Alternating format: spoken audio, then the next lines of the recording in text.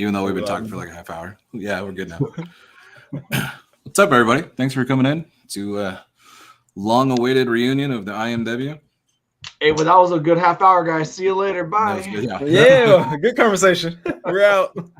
You know, everybody's just waiting for Jay, and Jay's not here. He's not responding to my text message either. So that's just Jay.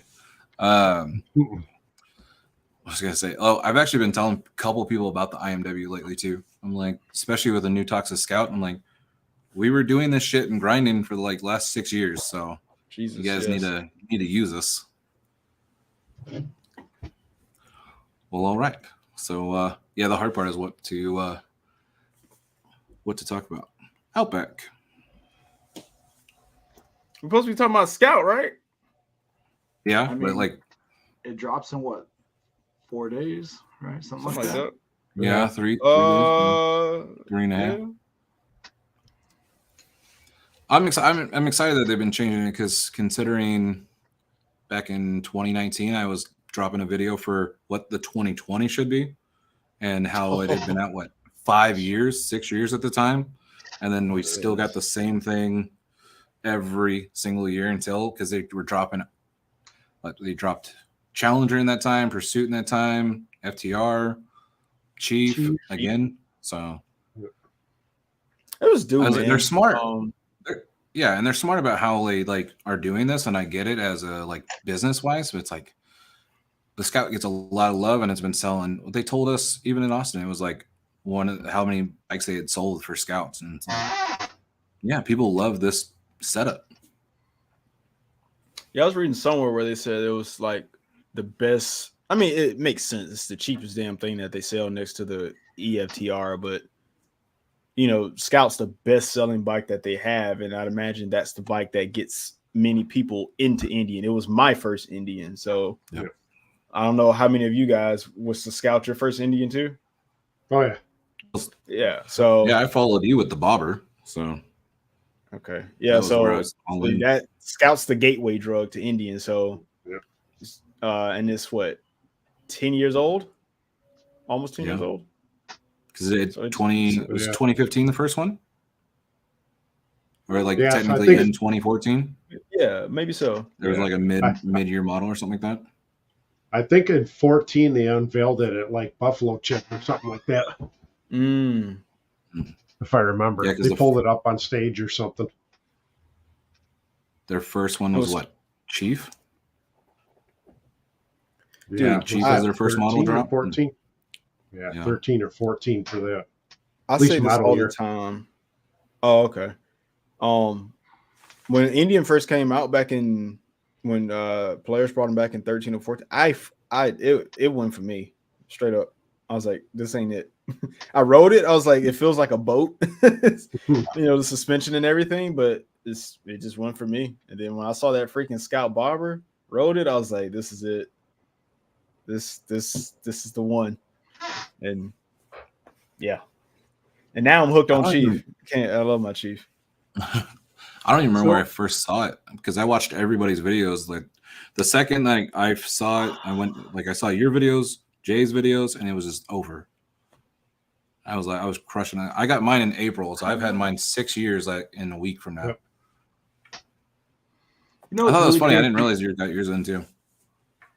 So I think the Scout and the Chief are the first ones. But you know what I think is really interesting about you were saying it's been 10 years, is that everybody has been pretty known that it seems like Indian Motorcycle has 5-year plans. Did they just forget?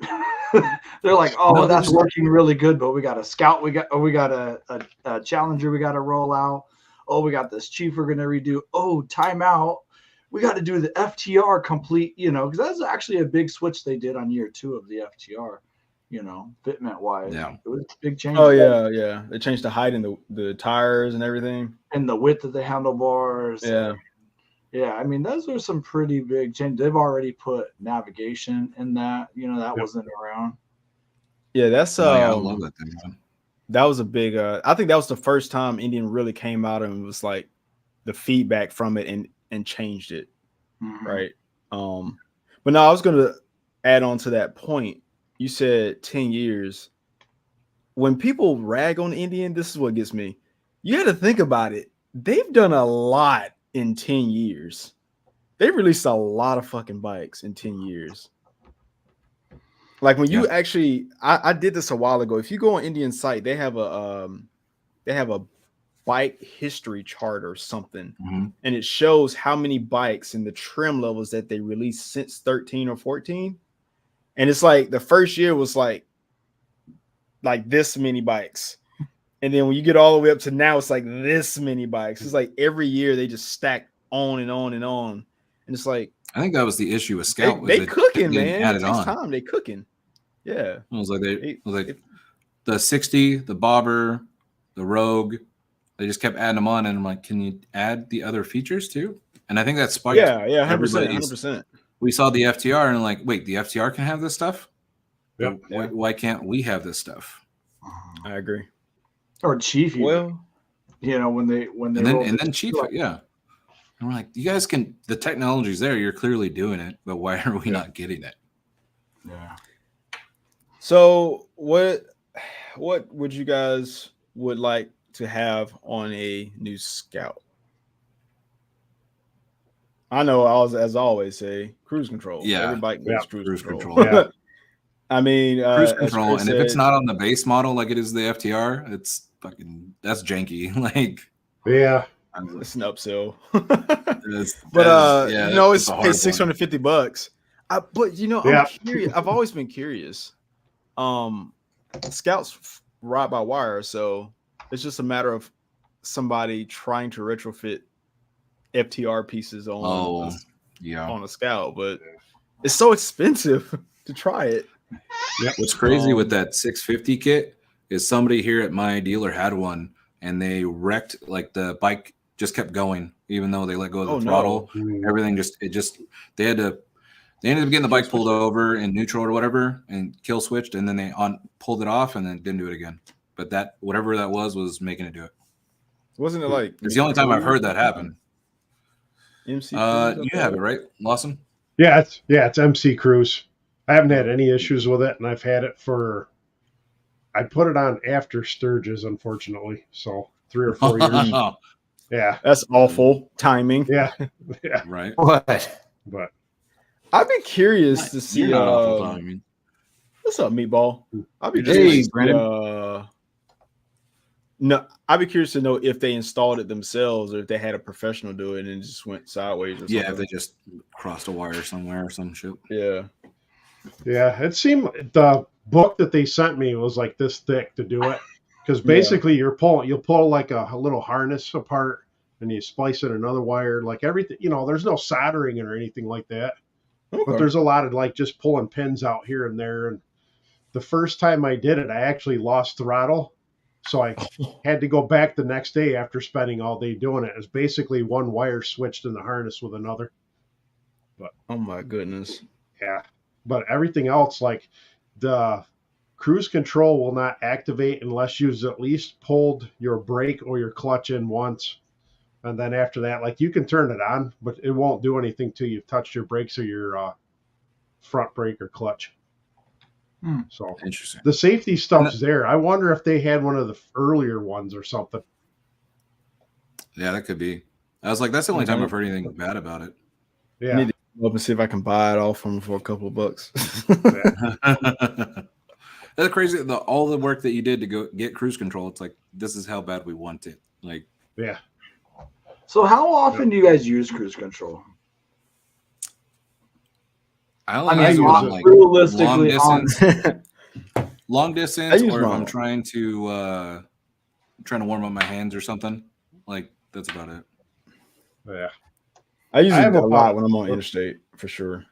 Yeah, because I have about a 40-mile ride to work, so I'll generally turn it on for a little bit. The only downside, of course, it'll maintain the speed for the most part, but not being automatic, it's not going to shift down like a car or anything. So, and of course, this is the only bike I've ever had cruise on. So, I've wanted to ride that the BMW because it's got the adaptive cruise control. I don't know how that works with shifting, but just the fact that like it can do that, so I'm like, oh, that's my problem of using it out here. There's too much traffic. You always end up somebody's ass somewhere.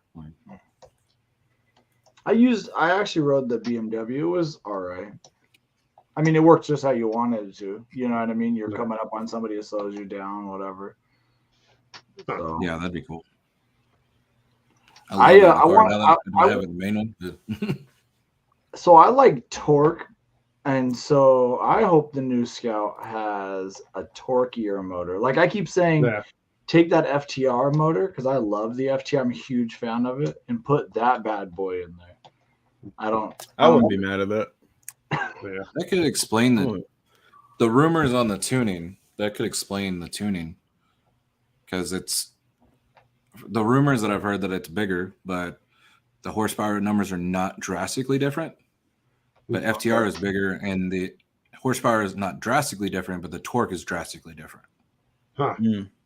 Cool. And the Scout wasn't like it was already a fast bike because it didn't weigh much at all.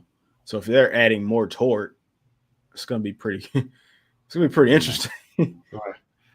What? I'm definitely a torque guy myself. I like torque more than horsepower. I don't remember his name. I'm not. I know Meatball knows it. What's the guy who designs the bikes? Ola Stengard, yeah. I think it is. Oh yeah.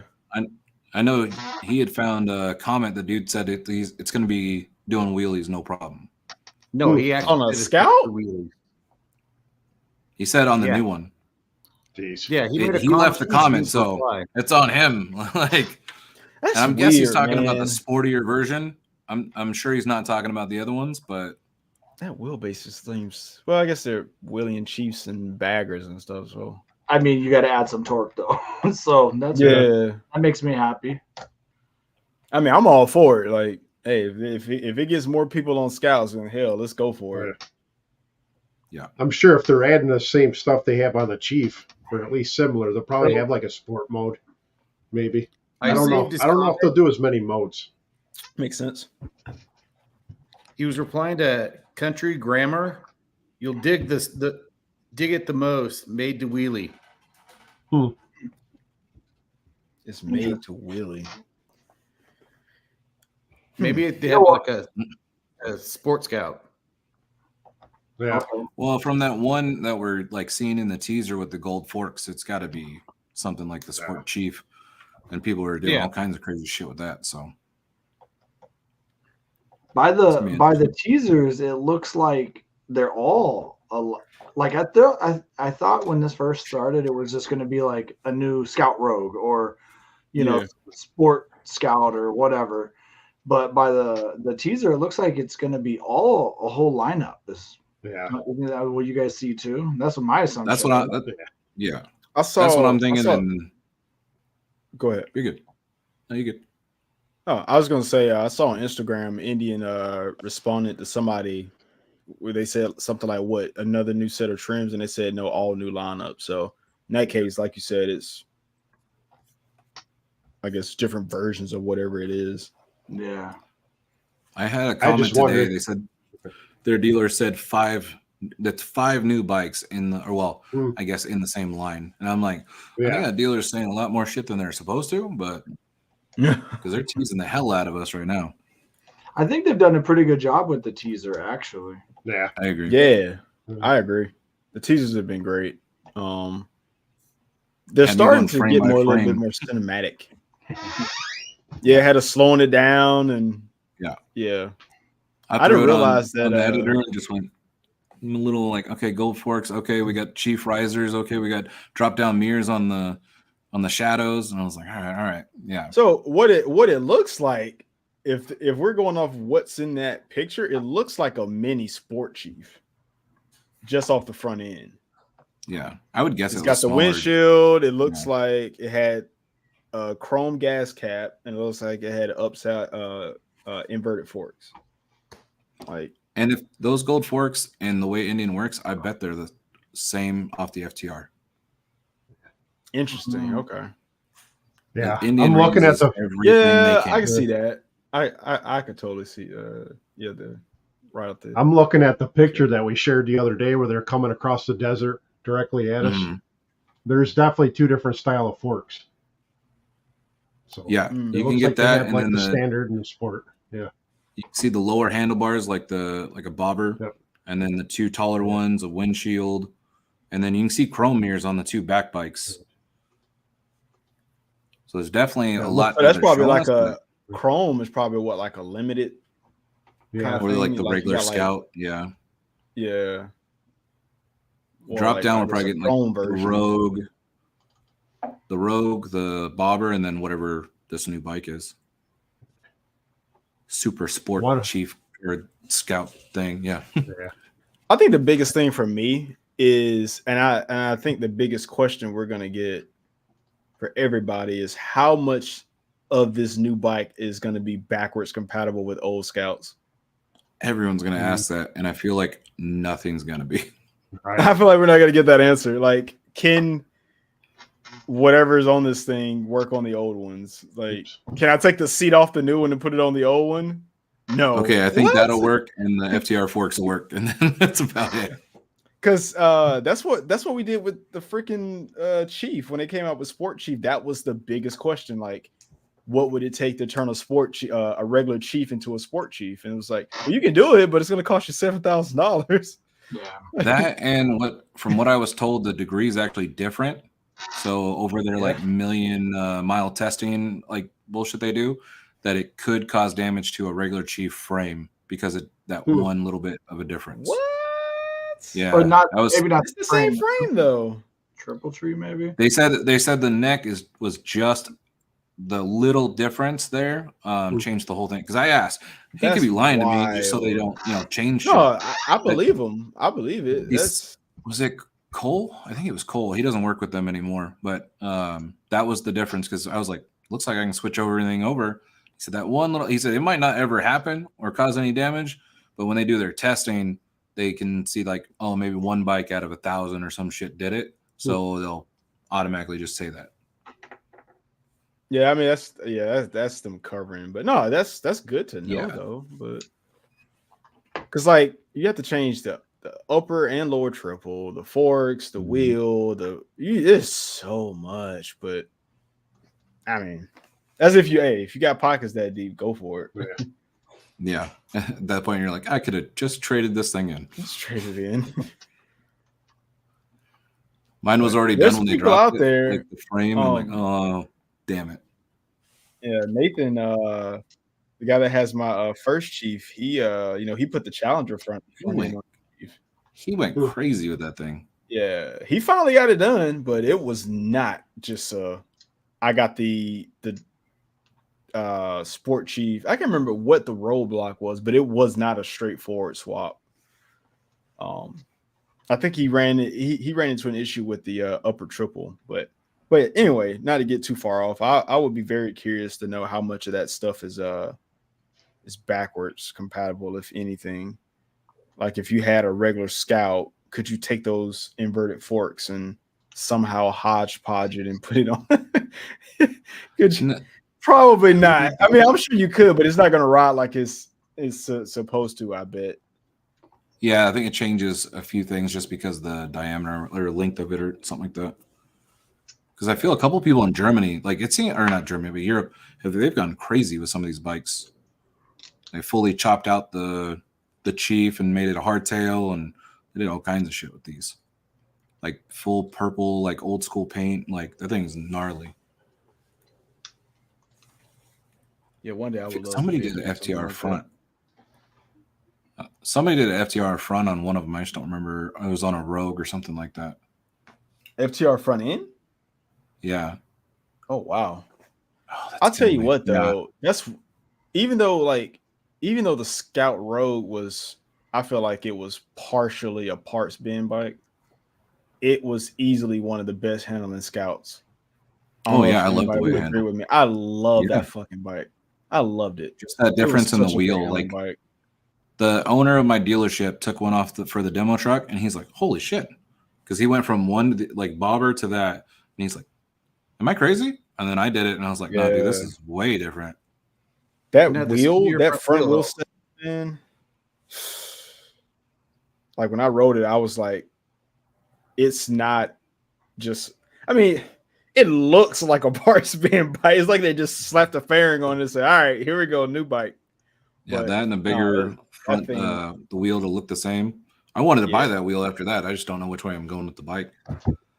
They always do this shit right after I powder coat something and put all the work and effort into it.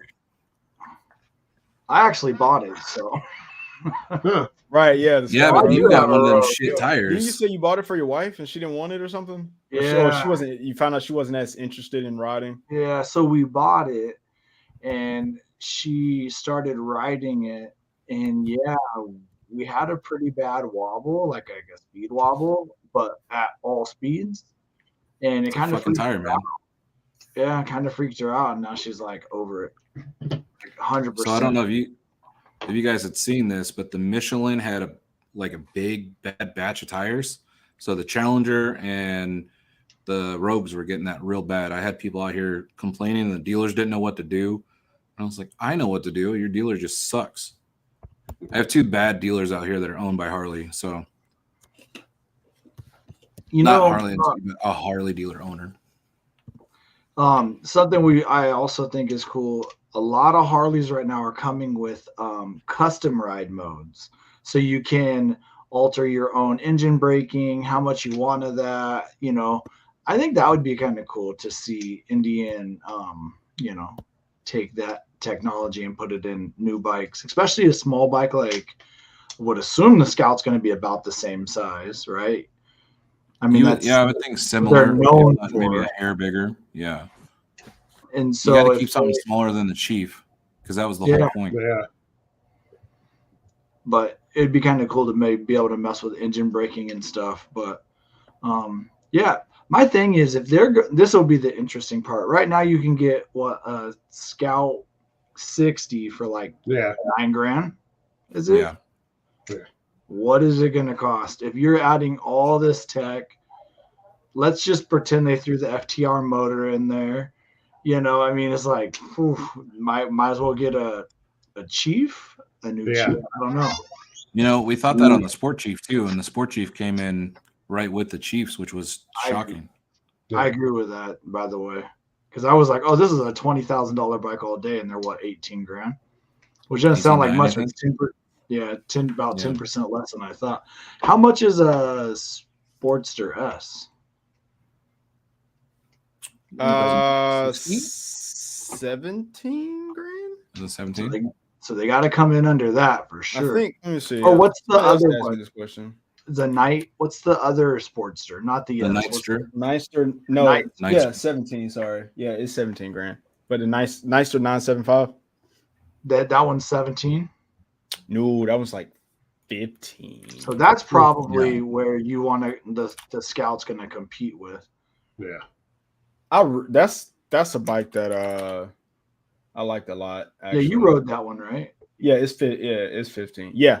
That one surprised me because it doesn't have as much power, but the weight of it is it'll fool you, and it punches hard. So if they're lining it up near that, that's going to be interesting. But 150 horsepower, I have yet to ride the Sportster S, but Sportster S is a bad Didn't bike. it- just can't get my hands. Sportster I S was is like, super, yeah, that thing was super powerful, but it wasn't like the real number, like way less than that. Like somebody dynoed it or whatever. yeah. So I did. We all know that's Okay. how I do it. But so they claim 135 horsepower on that one. The Pan America gets the 150. The Sportster S actually gets a smaller intake. Wait, 135? Is that to the wheel? I think they claim that to. If that's to the To the crank, crank. that's interesting. Yeah, I think it's to the crank Oh, because the shoot. auto body or something, the intake is smaller. Let's see here. No, that's really interesting though, because I always thought it was 150. no, only the Pan America is 150. Okay. But I'll tell you what, that Sportster S, so back on that one real quick. It's like the FTR and the Scout had a baby. Yeah, things I really that bit. It's a pretty good getter. I almost got one of those from the auction. Sportster S. Yeah, and then I went and looked at the parts. I was like, holy shit, they wanted like $1,500 for a fork. I was like, damn. Yeah, I almost the bought parts it. were the Road. parts are not cheap, but it's a new bike though, so it's kind of lay of the land. I'm gonna try to find my dyno graph on that Sportster S. Yeah, no, that thing. I just took it down the street at IMS show, and that thing was a monster, man. I still am not a big fan of the motor and exhaust. Well, I mean, never stock exhaust, but that's the only thing that looked like just cheap. Even though the bike is fantastic, it was just weird looking. Plus Sportster S? Yeah, It looks so tiny though. it feels small. It does feel. I was small. like, it's got a Like, meaty ass tire in the front, but Does it felt small. What does the cornering feel like on it? Honestly, I didn't get enough. I was doing streets, and I mean, going Okay. way faster than I should have been. But yeah, Because they make it seem like take it up before.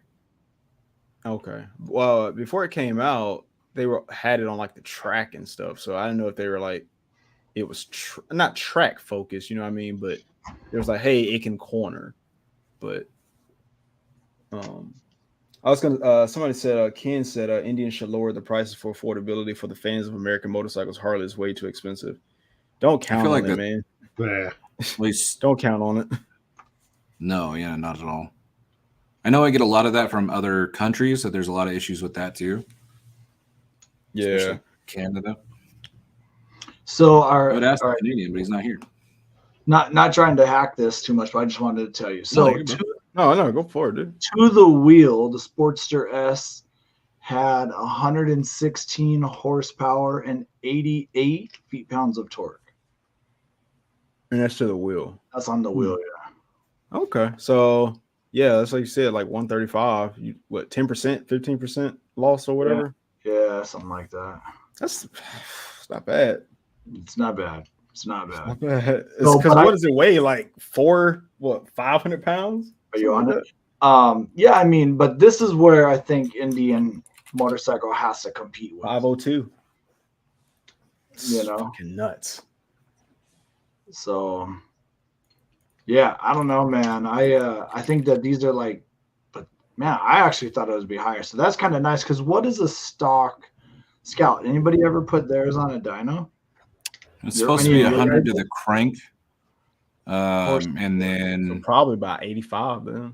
I think that's what people say. That's full stock, because just the tune intake and exhaust makes a whole new monster.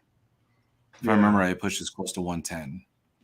I was like, and that's without a full custom. 110. I believe with the tune, the air cleaner and a tune, it's like 100 to the wheel. Is that what it is? Okay, so that's about one. I thought it was a little bit more than that. But depending on what tune you get and like how like safe it is too. That's interesting, man. But just to put this into perspective, the Sportster S has the Scout by a good 40 pounds. Yeah. Which But is another thing. it You take that stock bobber exhaust off and then you drop 40 pounds. Yeah. Or take okay, more, that's a right, fair man. point. That's a fair point. or just take more off. Those things are so. But to think about it too, when you look at the Sportster S, it doesn't really have a subframe either, right? You can't really fit anybody on that thing at the back. No, they're not. It doesn't look very customizable. It's like that's what it is, and that's it. Where we've seen people make Scouts like so many different things. Yeah. I do expect it to be because like you said, one of the good things about Scout is like it's so easy to customize that thing. Mm-hmm. Like you can go so many different directions with it. And I'm hoping that whatever they do this time kind of keeps that focus. Because yes, like if you want to strip it down, you want to turn into a bagger, and like all that stuff can like the good thing about Chief is like each one can be turned into the other one in some kind of way. You got to spend the money for it, but if you want it to be a bagger, you can turn it into a bagger. It's like it's not really hard to do. I'm hoping the ESC is not like or ECU is not some crazy thing they got to go through like Challenger, 23 Challenger, and the Chiefs. The newer Chiefs have like a crazy ass ECU. Fish, about that, have they? Do you have any like knowledge on that? Like, has the 20? What is it? Everything before 22 is unlocked, right? And 22 also, but not 23s and 24s. Right. Okay. Damn, they still haven't unlocked it yet. That's crazy. I still wonder, like, are they bounded by the EPA to lock it? Like, has nobody like shared the freaking code? Like, hey, here's the password to unlock the ECUs. I don't know. You know what I mean? I mean, I know Indian watches bearded shit, but you guys gotta lighten up. I'm gonna tell them. They gotta lighten. It's ridiculous. They have to. I don't know. Like, the word on the street is from me is that it's actually it's because it's Europe. It's more than America. It's Europe. Europe is the one causing the problem with that damn exhaust too. Yeah. Even California is like not checking bikes, man. They're trying, but it's not there yet. I mean, I get the whole EPA stuff, but it's like somebody on the inside, hey, here's the password. Just like it's so dumb because what's the percentage of motorcycles that are on the road? Yeah. You know, I mean, like versus the population and all of that shit. Yeah, it's just freaking crazy. All right, so I got a couple things for you. I'll back you're too good. Yes, he is. He's always good. Real quick on that, I know Lloyd's talked about those ECUs because I think they work with Bosch, right? Yeah, they're Bosch. And they're too smart for their own good. I was getting a code on mine and it would go to limp mode because it was getting the air sensors was messed up. He said it'll probably have like a couple little misfires and then it goes into safety, even though it's normal for it to do something like that. But it's just saying it's drastically too smart for its own good. Yeah. Good. So the Scout 60 has 68 horsepower and 56 torque to the wheel. And the Big Scout tuned has 92 horsepower, it looks like. And I don't see, this guy didn't put a torque. Now, this is, by the way, this is obviously just using some random person's off. You know, you can't trust them YouTubers. Yeah. Well, Meatball didn't dyno his bike last time we went to Arizona Bike Week, so it's his fault. Yeah, sure. Why would this guy not put a torque? What the fuck? This guy's a dummy. But anyway, whatever. God, so stupid. Whatever. I'll put mine on. My buddy, he's pretty freaking awesome and lets me use his dyno for science. Pretty awesome. You have the Freedom pipe on there, right? Yeah, but I will be getting a toast intake pipe or no? No. That's a huge difference on the Scout. That intake that's stock on there is so like small. Yeah. What happened? No, I'm listening. Yeah, I have the S&S on there now, and it gets so much more air. You can hear it grab all the air. Yeah, it's one of my favorite things. When I hit half throttle, it's like, whoop, I'm like, oh yeah, this is gonna get me in trouble. Yeah. DC Buck is over here telling me, hey, tell Brandon how my bike rides. And he had let me ride that bike in Daytona. Hey, Buck, tell me if I'm lying. Hey, but I was like, you're going to let me ride your bike? He's like, yeah, you want to ride? I'm like, yeah. So I go around the block. It takes me a minute to kind of get used to it. But then when I came back around the corner, I laid a little lay-in burnout in front of him. I'm like, hey, you asked me to ride your bike. Hey. I think Bearded, you and I, we lit it up pretty good the first time we switched motorcycles, too. Yeah. Five first time we had 131, right? He does in a Sawicki exhaust. Jesus. Oh my goodness.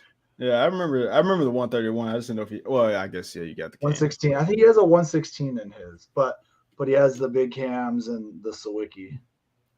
Buck's finna correct you. I'm pretty sure he's got the 131. He doesn't. I just rode it. It was literally like 3 weeks ago. I can't forget that fast. I was about to say, you forget a 131, you're gonna be mad about it. Hell nah. I'm actually super jelly. I want to ride one so bad. Dude, I was did you know Audette Motorcycle Company has a big board kit out for the Yeah. Thunderstroke now. Mm. Yes, they do. But I love their bikes. the only thing, they're not letting you install them yourself. They make you go to a dealership to do it. Oh, really? Yeah, and I think Are they Lois working with- is the same way. Yeah, they're working with. Are they working with Indian dealers? I think so. I don't know where exactly it's at, but last time I looked at it, they were Tony was like sending like test units out. So, but he said, I mean, I think if Fish or one of us were like, hey, I want to install it at my crib, I think he'll let us do it. But we're not like idiots. But it's better than, I guess, letting people just do it and then they say, oh, I blew my bike up or something because they did something it's missing wrong, parts, but, or I couldn't do this. And it's their fault. Yeah. So, but I mean, I get the reason. But me, I like fucking shit up, so I want to do it myself. I'll tell you that power. That's the real reason the Magnum's not running. Oh my god! Drop that 117 in there. Hey, throw a supercharger on it. So there's a guy that follows the channel and he messaged me and he goes, "Hey Fish, I live about 4 hours from you. Would you be interested in riding my Challenger with a Pro Charger?" And I said, "Yep." Yes. Yes, please. he goes, you'll do a video and stuff? I'm like, yep. And then I called my buddy with the dyno and I'm like, any way we can use that lie detector test that you have? And he was like, yeah, if we set it up right. So I'm trying to peer pressure him if he's watching. May 18th, I'm trying to get his bike and him, because on the 19th I'm hosting a ride out of St. Paul. And so a big group ride. So I was like, well, why don't you come up the day before? We'll hang out for the day. We'll ride the bike kind of like low key and we'll dyno it and we'll shoot a bunch of video. And then the next day we ride in a big group ride. So I don't know. We'll see. Hopefully, right as of right now, I haven't heard anything different, but that's my thought. Dude, a Pro Charge Challenger would be freaking nuts. Go ahead. He sent me his dyno graphs that he has as of right now. And it was like they're both over 200 torque and horsepower. Oh my goodness. Yeah. I'm like, so is that stock internals? I don't know. I would be curious to know if it could handle that on stock without forged pistons or something. Yeah. But if it's stock, that's cool. Like, that's amazing. Maybe I should come up with a waiver. If your bike breaks while I'm riding it, it wasn't my fault. Yeah, you need to release the liability. That's what we need for the Route 66 trip. Yeah, so I don't think it's going to have a bigger tank. Like, ideally, of course, I would want that. No. I don't think it's going to have a bigger tank. So you got to think about this. When Indian comes out with this new Scout, whatever they do to it, they have to kind of keep it from messing with Chief in a way. Yeah. Because they make it too good, you're going to be like, do I really need a Chief? So I feel like that's what I was saying. Like, the Scout can't be too much bigger either, because we always complain that between Scout and Springfield was a jump. And we're like, well, there needs to be something right here in the middle. And then Chief finally answered that. So if you answer the Scout to be the same size or bigger, then you're just digging the same hole all over again. You're not having that full range. Yeah, Indian's still trying to leave something there to make you jump up. Because you got to think, Scouts is an entry to Indian. It's not like they don't, even though it's the be all for a lot of people, it can be that, but it still is a platform to jump into the bigger stuff. Do you think that the Scout fits a different niche of people versus the Chief? And what I'll explain is, maybe more of a modern rider, they don't want the air cooled, but like the OG rider. So like we often talk about who fits the Chief. And one thing nobody really talks about is, what about the aging rider? What about the guy that's getting older and these fucking pursuits are real heavy? But he could actually downgrade into a Chief, still feel, by the way, I should probably change it to Roadmaster. Still feel like he loves the motor, he loves the sound, the feel, but yet you're getting a lighter bike. Oh yeah. So it's kind of like who's your market, you know? I said when I had my Scout, I also had it alongside my 109, which is a big bike. I always felt like the Scout was just tiny. And when I got my Chief, I was like, this is perfect size for me. So sometimes I go, do I want the top end or do I want the torque? I like the torque more now. I don't really care about the liquid cool versus air cooled. Honestly, I felt like my Scout ran hotter than my Chief does. So as far as the exhaust and stuff goes. But I mean, it's like you said, it's a good question, but then you got the Outback Outlaws that are like 7 feet tall, so he doesn't have many options. So he's gonna go big as he can get. Which is why he to has be the comfortable. old Chief. And he has the old school Chief.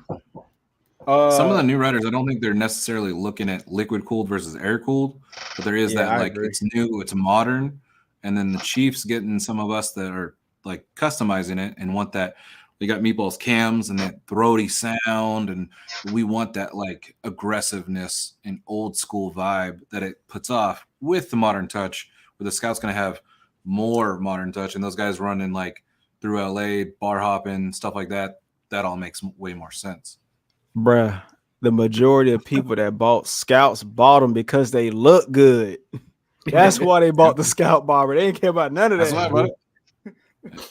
I was like, when you do that Chief though, man, like putting that exhaust on there, oh my god, I feel completely different when I ride both bikes. And then when I ride Nikki's Chief, bike. Yeah. Oh, that exhaust is nuts, man. So good. It shoots fire. Yeah, I you love got the my same exhaust as me, right? On the Chief? No, I do. No, Meatball, yeah, mine's C3V2. Yeah, I do. Oh, you guys. Yeah, he's got the crazy. Yeah, it sounds nuts. So what was it Arizona Bike Week 2 years ago? We were doing. I think it was 2 years ago. We went to Arizona Bike Week, and Meatball was like right behind me, and I was on the bobber. He's like, can we move? Because I see the fire coming out of your exhaust pipe. He's blowing my eardrums out. Meatball was the first person I ever saw that had like a straight up flamethrower on his bike. My God. And the Indian at that. That thing was nuts. Going down the Vegas trip, he was like, I don't want to do this. I might get a ticket. It was worth a shot. Yeah. Totally dope. We get some bitching shots of that. Hey, Open Rotor said, I hope the new Scout has a bigger rear tire. You want to know something funny about that? Yes. The Scout swing arm can support a 240 stock and a Chief cannot. What? Yes. A Scout swing arm can support a 240. Oh, and yeah, a Chief yeah. cannot. Wow. Yep. Just the swing arm. Yep, just a swing arm. Which is Right why now. the only thing that stops you from putting a 240 on a Scout is the subframe. If you take the subframe and the fender off, you can put it on there. It just bolts straight up. I think the only thing you need is like a spacer. That's it. Yeah. If you try to do the Conquest Customs kit, they just throw in a different fender and a backup plate, and that's it. That's it. No one but needs to try to do a Chief, you need like a whole. It's a lot for a Chief. I don't know why they did it that way, but I'm not. That's crazy. But because I was so you can just the 200. Yeah. So my Scout, I plan on putting a 200 on it, but I was like, crap, I can't do it with the stock subframe. So I was like, I just take the damn subframe off and I can put a 200 on it. So because I think a 200 will fit on that wheel, that stock 16 wheel. So I was like, let's put a 200 on the Scout. Yeah, or the Chief. I've heard it fits the Chief, but I've not heard it fits the Scout. So the Scout's wheel is pretty much the same thing as the Chief wheel. It's the same rim size, everything. I think the only difference is the hub is a little bit wider on the Chief, but no, 200 fit on it. So there's a lot of overlap on these bikes. It's just one of those like, do I have the part? Let me play around with it. Because I think the sprocket also is the same between both. They're both like 44 teeth in the rear. Like it's the exact same. It's pretty interesting. So I've been in here like playing Legos. But no, a 240 on the Scout. On this one. Yeah. The Scout would I don't know if 240s look cool on Scouts to me, but it turns like crap though, I bet. That's why I'm not going wider on mine. Yeah, let's say it already drags, so it's like. See, I don't But mind hey, doing it for like I mine said, because it's just going to be it's a there if you bobber want it. again. I'm not taking it long distance or not anything more than like 300 miles in a day. So, like, why not go crazy with it? Oh yeah, for sure. I mean, I'm just saying. I'm definitely excited to see what people do with the new one. And now that you're talking about the swing arm, I want to know how that's going to be set up for this one. Did they do the same thing as Chief, or do they do, same as Scout from before? Yeah. Yeah, it's I'm curious if they're gonna do anything with the frame to increase the lean angle, because like I said, that thing scrapes like crazy. It's fun to drag, but Do any of you who has the Freedom exhaust on their Scout? I do. Have it? Man, You're talking about the bigger one like Ricky's, right? Yeah, I'm gonna 2-to-1 combat. Yeah. I'm gonna end up low siding it or something because I beat the crap out of that exhaust. I'm like this exhaust. It looks bad now. Like I'm dragging it so much. I'm like it's not. What shocks do you have on the rear? Indians upgraded ones, maybe the piggyback ones. And they didn't lift it up that much. Not you enough. ride a lot harder too. I don't ride the Scout that hard. I fucking drag more floorboard on the Challenger than I do the Scout. See, I never drag on the Challenger. What? Well, you didn't do that with me and Ricky? I'm a wuss. No, on the Pursuit. That one time? Yeah, we went through California to drug. He too good to drag parts on spicy candy. No.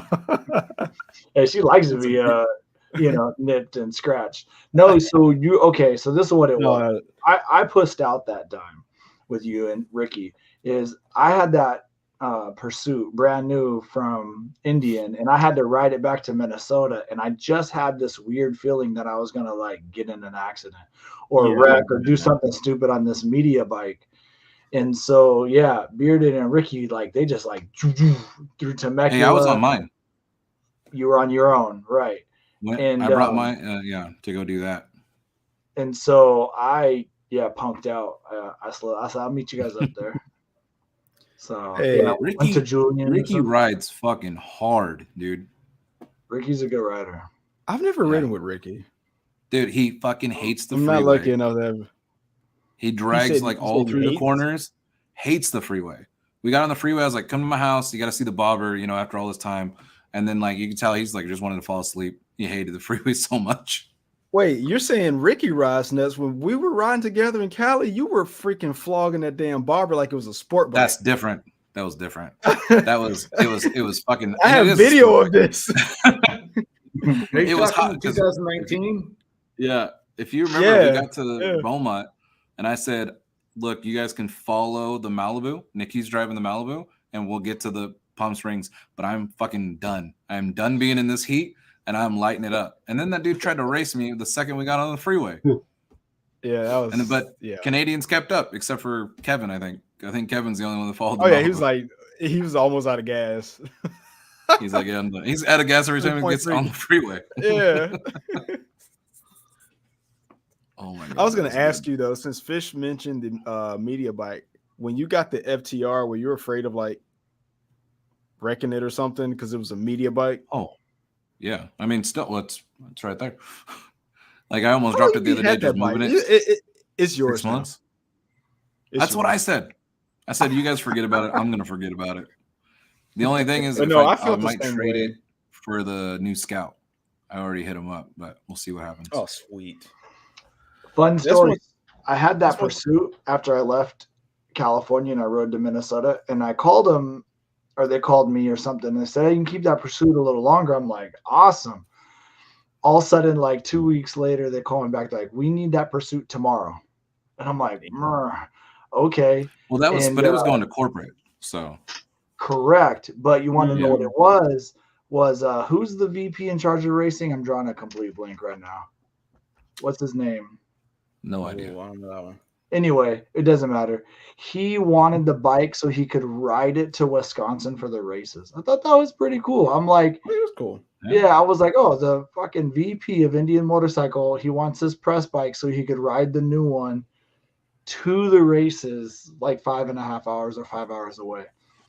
Instead of like taking the private jet, or whatever they know those big dudes do, I thought I that like was those corporate guys, man. Everyone I've met so far has been legit, all the way up to the president.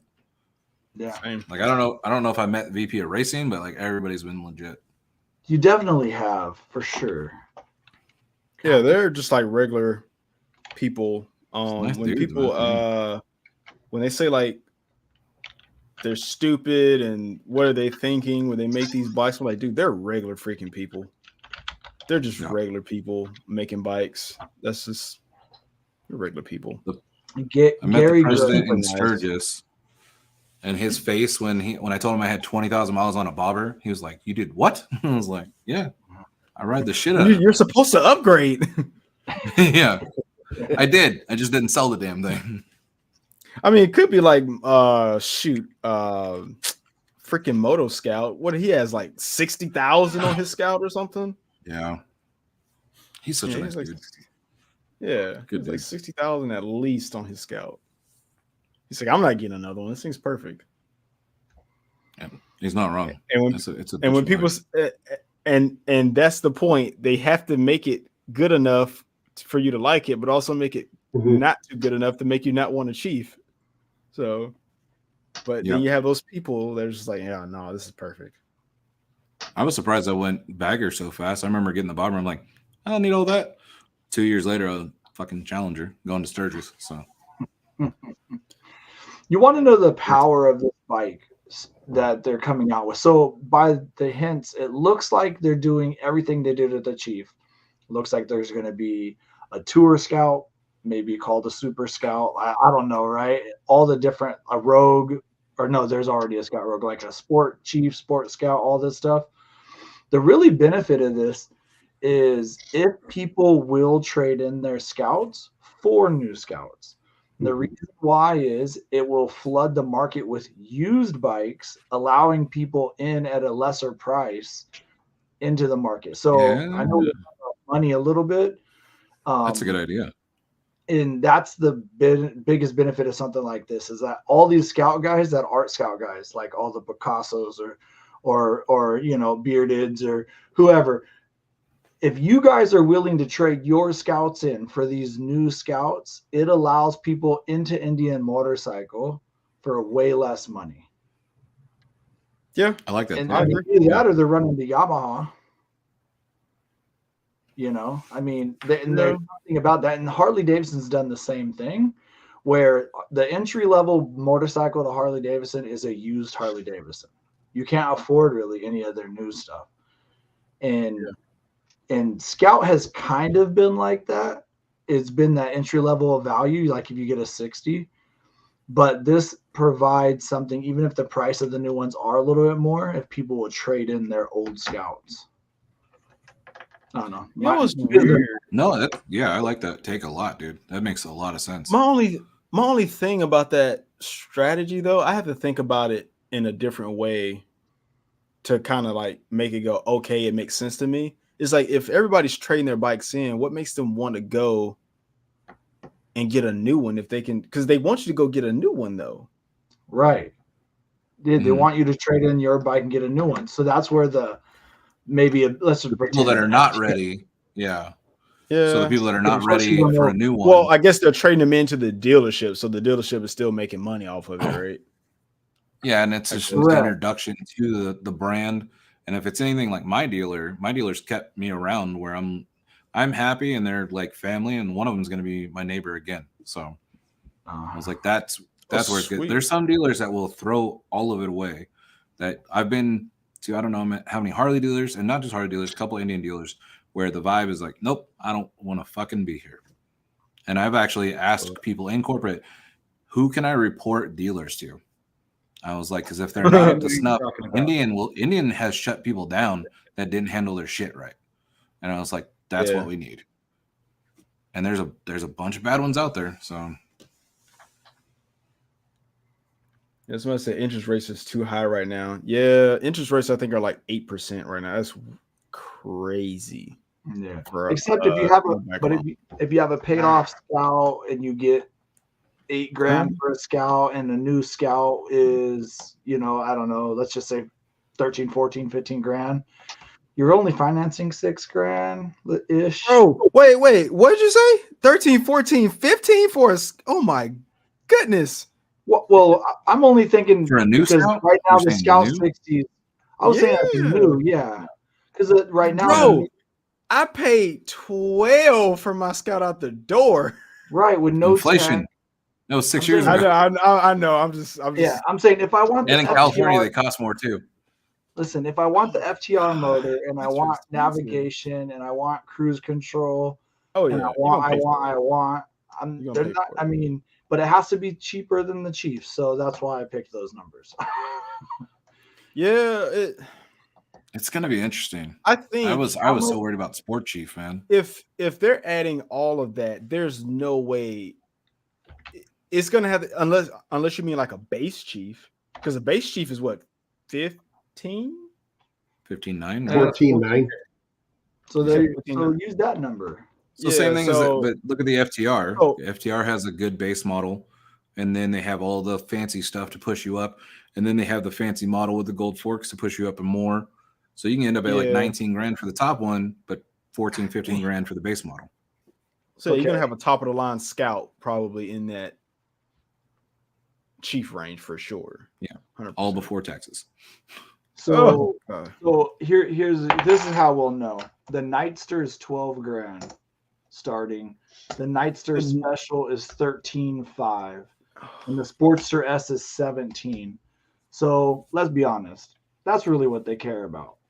They care about Do we those know? bikes. I wonder how. For Like sure. I haven't really. I've seen one of those bikes traded in my dealer, but I haven't seen those bikes anywhere else right now. Like Sportsters, Sportster? I feel like just the Nightster. Oh, okay, I was okay, like, okay. One got traded into my dealer with like low miles on it. They didn't fucking like it, I guess. I don't know. It's a But cool it's looking just bike, but I feel like people went It's after kind of Sportsters for the fucking vintage like style of it, and it was cheap entry level. They shake the the hard shit part. out of you. Right, that's the competition. I just recently found that out with mine. They shake this shit out of you, dude. Dude, yeah. I I remember that don't with get the- Kevin's. I was glad I was didn't sitting there have at to the ride it that light. far. I did the freaking speedometer relocation where you put it on like the side of the frame, Uh-huh. and my camera could not keep up with how fast it was shaking. Like, it was shaking that fast. But anyway, that was off. Anyway, it shake a lot. I made that joke. That's why Indian has a rear cylinder deactivation, so it can sound like a Harley and feel all shitty shaking right there while you're at the light. It's pretty funny, actually. After you have customized, Open Rotor said, after you have customized and set up your bike the way you like it, how do you trade it in and start over? Gives you stuff to do. Yeah. So I have a buddy. Some people he don't has need a- that. Yeah, I have a buddy, 23 Challenger Elite. He clear coated it. I just did it in a video I dropped today, actually. And we're at the show, custom motorcycle show or whatever. And he tells me, I'm ready to sell it now. I'm like, dude, Wait, you The just got black it. one? The new? No, not that one. The 23. So it was the blue. Oh, sorry. No, it's all good. It was the blue one. That was by the way, I'm sorry, but I just looked at the new Scout Rogue 60. That's 12,200. Scout Rogue Bobber is 11. And then the Bobber. Yeah, it's just the regular Scout 60 that comes in at like 8,999 or whatever. Or how much did it go up with all the recent bullshit? Scout 60 is 11,700. Jesus. Not bad. Wow. It used to be 999, right? I paid It 8 was- for mine. Yeah, 8,900 at one point. But Lawson, since So- you've had yours a long time, is there a price point or one of these that would have to grab you for you to trade? Or you just I probably Forever. won't trade. I mean, I like my bike so much I wouldn't trade. I'd Yeah. probably just buy another one. So Dang, that's I, powerful. I see I feel that. That's And of course, if I buy the Scout, I'm going to do the one thing they tell you you're not supposed to do on it is turn it into a touring bike. So, But it sounds that's what I like do. sounds like the new Scout has a touring bike. Huh. I mean, it looks That one one with the video, one with the there's windshield. one that has a Yeah. windshield. Yeah, that's So- cool. It instantly brought me to the Super Chief. yeah, That one even has floorboards. The Super Chief does. yeah. And that So, damn Super Chief comes mean, in the at Scout- what, 21? Yeah. So a Scout Yeah. version has to come in at like 17, 18. Oh my Yeah. god, that's a sport chief, man. If it's got like, well, the Super Chief got windshield, the bags, all the extra bullshit. How it gets up that much more, I have no idea. But Oof. Well, bags. that's the only Probably thing that the would make bags. sense. Bags It are has just, to be I don't bags. understand these prices sometimes, man. I don't give a shit. Like who it is. Well, That aren't the shit's crazy. bags? The bags are the same ones they had on the Scout anyway. I think they just transferred them over to the Sport Chief. Oh, for the. Well, For the- I'm talking. I meant Super Chief. The Super Or Chief Super has Chief, the yeah. Super Chief has the big leather bags. Aren't they the Yeah, same like they're ones that big come leather on the bags. Scout though? No, those No, ones are. they're Oh, you know different. what? Are they different? They're similar. They're similar. I don't Yeah, think they're the they're same. very similar, Yeah. but they I think the ones on Super Chief are a little bit bigger, Okay. Yeah. Yeah. but they I still think you get more milk room on everything one that's side inside for of sure. them. Yeah.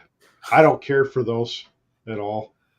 The leather bags Yeah, like that, I just don't care for them. No. According to Indian's website, a Super Chief, Sport Chief is 20 grand starting. I thought it was 19. I thought it was 18 something. Dude, there's one on my Yeah. floor Super after Chief tax, is license, everything. It's 22, and there's like $3,000 in fees. So Yeah, this was said starting at 20. Yeah. Well, I guess they went. Well, Indian is up in their paint game too, though. I could have and I sworn think- the 20 April Go 1st, ahead. I think prices go up. again. Yeah, I think there was some like Oh my god! I don't know if it's just fees or if it was part of the bike MSRP. Does Indian have like destination fees like Harley Yeah. Yes. did? Yeah. Yep. Because Harley got rid of the destination fees this year. Oh, they might be trying to because I've heard there's some like crazy stuff with that. Yeah, I I've heard don't some know the crazy stuff details, about but I Harley remember charging their. They talked about it. There's what are there? My buddy told me about the fees today because California gets capped on like how much you can charge to do all the DMV fees and all that shit, but other states don't, and they run up people like just trying to make extra money on the side of the bike. I had a that's dealer do that to me when I tried to get the Chief in Arizona a couple years ago. That with taxes in Arizona are cheaper than here, and they wanted $500 more than the bike would have been in California. And I was like, "What do you guys? What's your fucking scam right now?" Because it's not a California bike. They were like, no, you play premium here in Arizona. I'm not knocking these prices, but it's just this is crazy, bro. Hey, you got to pay to play. Yep. You got to pay. Well, this would be or so this is the power of having a new Scout system where you can get a bunch of trade-ins. no, man, you want to know it? Never mind. Never mind. Never mind. Say it. You buy wrecked. Not You buy direct. wrecked. Damn it. I got a Scout in my garage right now that I'm rebuilding. Buy wrecked. No, it's just You need to I'm make not that a knocking sticker Indian or for the slogan prices, and man. shit. I'm not knocking them for that. That's just they Yeah, have we're gonna the- It's the market. Anybody been to That's the just- grocery that's store lately? What'd Ricky, you I say? text you on Instagram. Anybody been to the grocery store lately? Shit. Oh, That's it. Crazy. Yeah, Trying to get. I think it's I just normally like- don't get fast food anymore, and like, we took the kids somewhere. I'm like, what the fuck is this? no, Take it's away from your bike money. dude. What's crazy is the freaking wrecked market is like getting more expensive as well because more people are doing it, and it's. You started a trend. I just added to it. I added to it. Well, I'll say this: the thing about the wreck market is there's this mist and fog around it because it looks kind of scary. But once you buy one and that freaking thing shows up at your door, you're like, "Oh shoot, This is easy. Let me buy more. And then next thing you know, you're 6 in and you don't know what the fuck to do anymore. But no, it's definitely once you like there's a lot of gatekeepers around it, but once you get past that, you find out it's actually super easy to do it, and it's not that hard. And it's just a matter of, I guess, finding the parts. But the thing about Indian, man, is their service parts are super expensive. There's one boat, and I have to this day no idea why the fuck this thing costs so much. The upper triple boat on a Scout is $25 for a single boat. Ridiculous. But the other ones on Chief are like $4. I don't understand it. Like it's insane. They think they're selling to the U.S. government or something. I don't know, man. But yeah. But anyway, long story short, it's getting more expensive to even buy wreck stuff. But you have to pretty much get something that's burned to the ground and rebuild it to get like a deal now. But no, there's still deals out there. It's still cheaper to buy a wreck bike and rebuild it, but obviously the time and everything involved. But I was still the bearings I couldn't get for Chief. I had to. The guy made the bearing, and it was cheaper, and I was able to get it instead of waiting 3 months. Yeah, I remember that. We were going back and forth about that. Mm-hmm. I ended up just reusing mine. Was it in the back? Triple tree. Yeah, it's a triple. No, yeah. No, the one in the back was like, thankfully. Yeah. I thought it was the one on the stem. Or was it? Right, right at the top of the neck. Oh, okay. It was that one that's pressed in right there. Yeah, I had to buy one because mine was cracked. Yeah, the one in the rear I already got to put on again. That was the shit thing is when I ordered bearings, they didn't give me the right ones for the speedometer like we talked about. So the Chief didn't have speedometer, ABS, nothing was working because they had no idea it was moving. Dude, my ABS still doesn't work. Same here. Well, because I just got the bike back though, but it doesn't. People doesn't have ABS, and the ABS light's been on the whole time. What? And now I have it tuned. I'm gonna say pull the fuse. So now it's stuck. Oh, dude, my Nikki's 2020 Chief. I took it in today because the pigtail wasn't charging, and this whole time it's been a fuse. And I was like, well, fuck, I could have done that. I just figured it's under warranty. I'll let you fuckers deal with it. Plus, it's out of my way right now. For sure. Yeah, might as well. How many bikes have I rebuilt now? That's a good question. If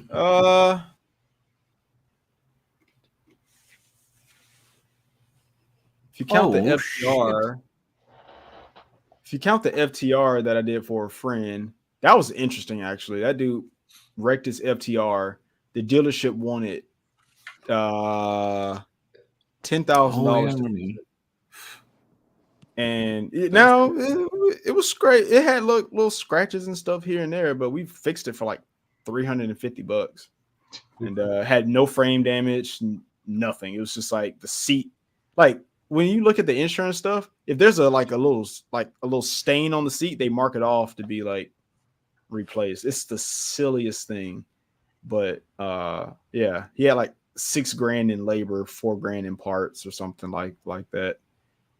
They said that the frame needed to be replaced and it just had like a scuff on the frame. They were going to replace the whole frame for that. But anyway, I think, dude, this is hard. Let's just say 7. I've done 7. I did 4 Indian Chiefs. That sounds silly when I think about it. I did 4 Indian Chiefs. And I'm working on a Scout. I've done a Sportster.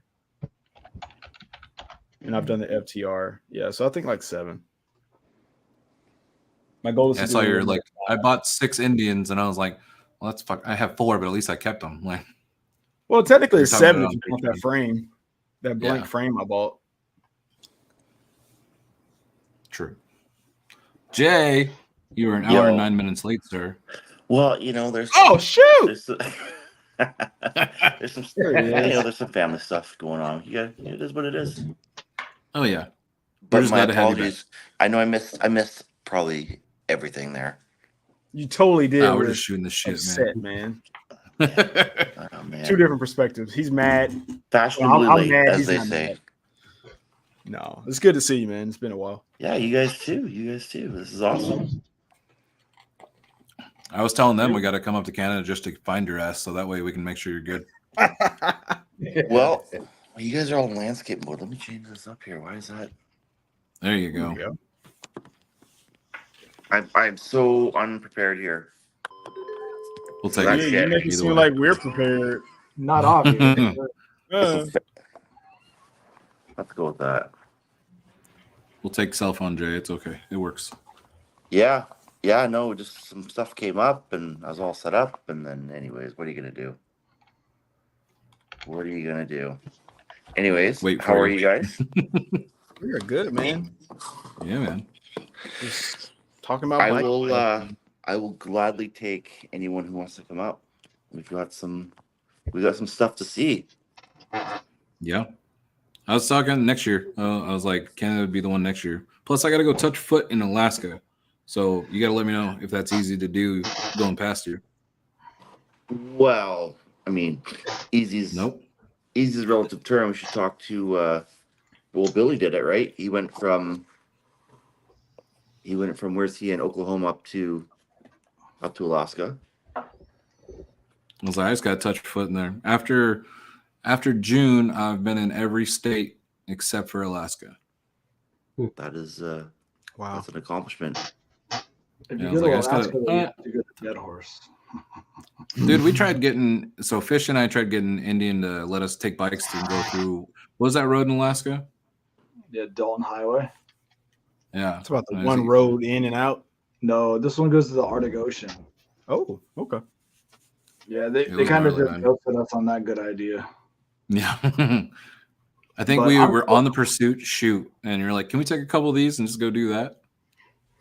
I mean, Who's got a computer in front of them? What is the distance from, say, Seattle to what's the most southern city in Alaska? How many kilometers is that, or miles for you guys? I bet you it's up there. Oh, you know from what? I'll figure it. Seattle to the most southern spot.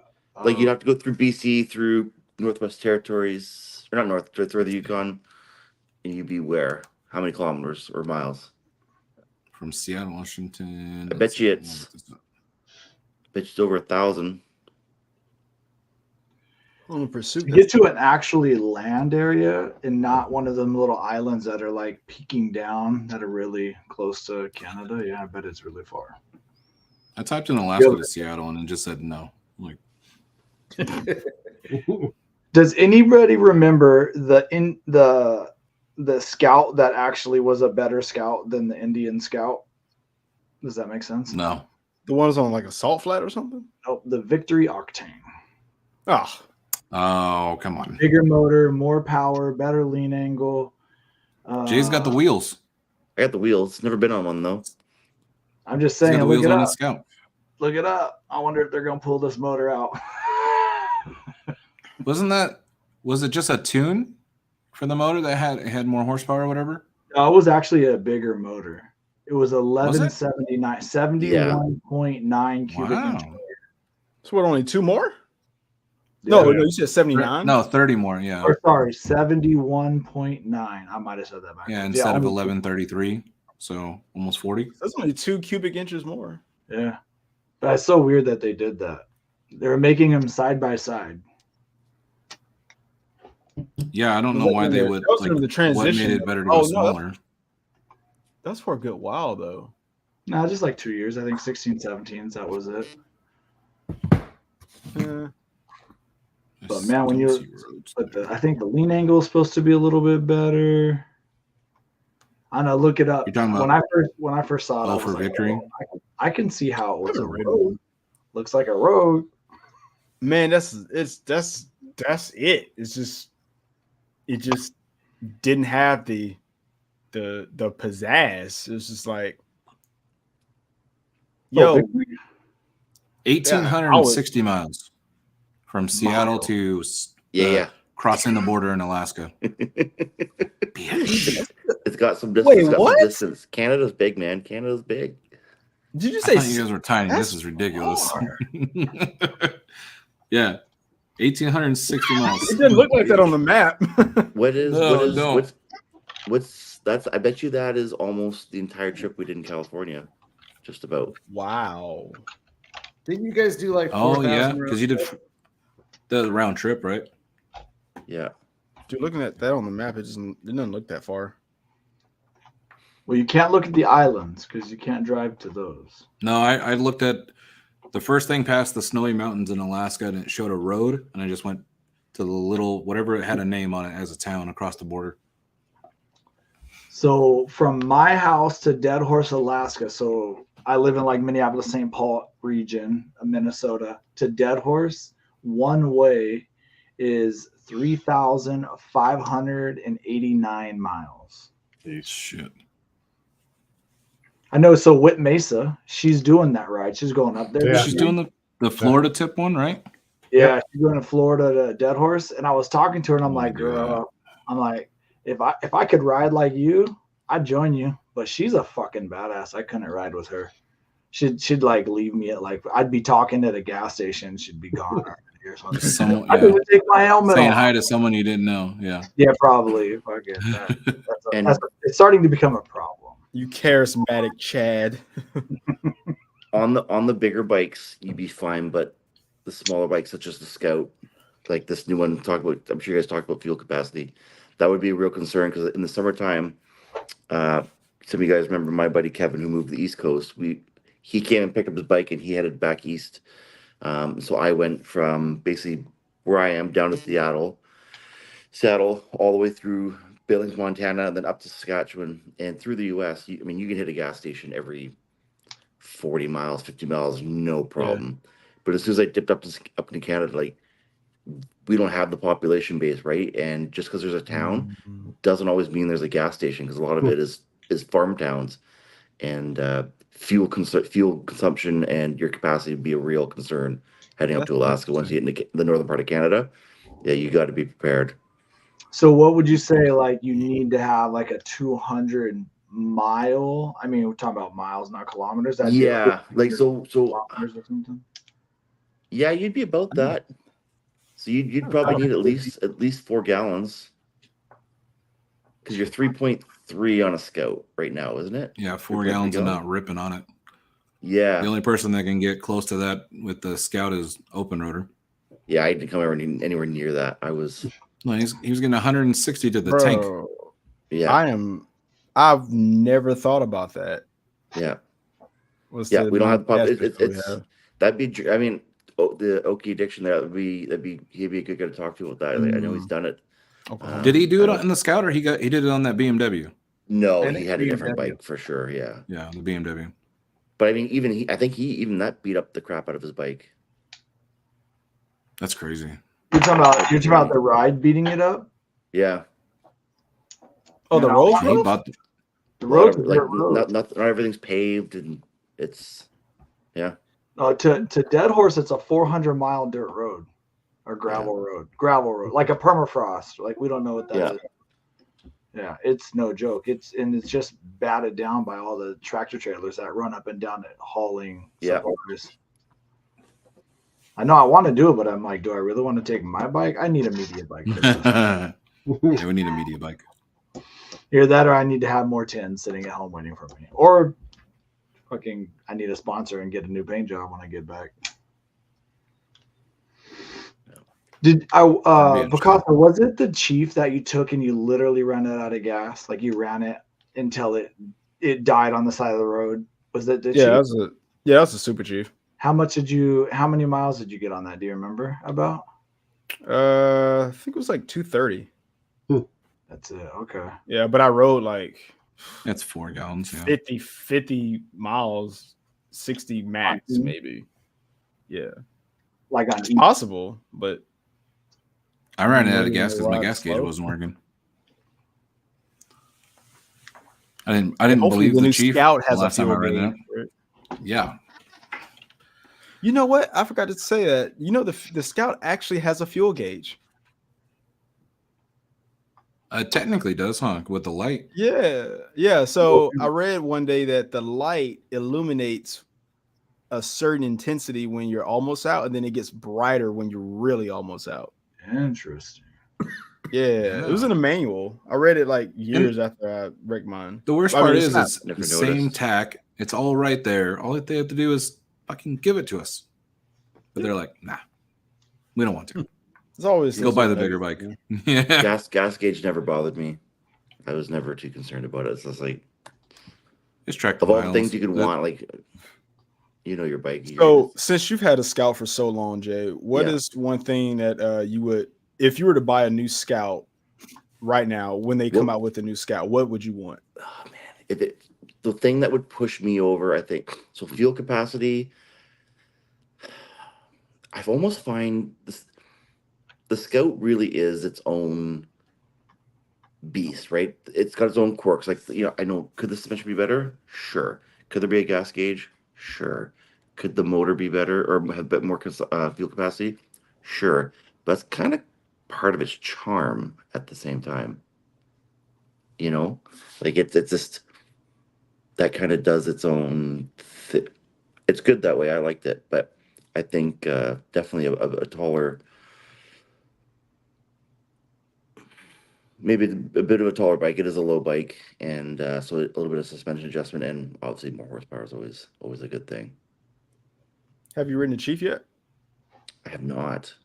I have not been on one. Jay, like the Chief. You like the high RPMs of the Scout, though. So that's the other part. I do. That's I do like the Scout motor. Ooh, it's the only thing. That torque. When that Scout gets up to 8,000 RPM, oh my god, it's screaming. I love that bike. I do miss the high. They're just ringing out the gears on that thing, but because like as soon as you dig into a Chief, it's like if you really dig into a Chief, you're spinning the tire. Like, especially in sport mode, like you have to hold on to that damn thing. It's pretty sick. But no, that's interesting though that you when you mentioned the charm of a Scout, that I agree that is what makes it, like the little quirkiness of it.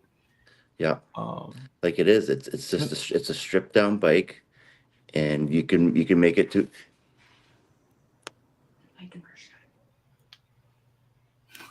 I agree with it. We get a lot of people on the comments saying like they want it stripped down and they don't want all the technology and everything else. And it's like, well, if you can give us some technology and let us just pay extra for it, that's great. And everybody else, the stripped down bike, it's fantastic. Yeah, you can add all the stuff to it you want and to around and I mean make the bike how you want it. I'm a big firm believer in that. But that is, I mean, that's part of the charm. Is this it's stripped down, like it's. Maybe mine, like I got no ABS. It was one of the first ones out. Like it's just, that's part of its appeal.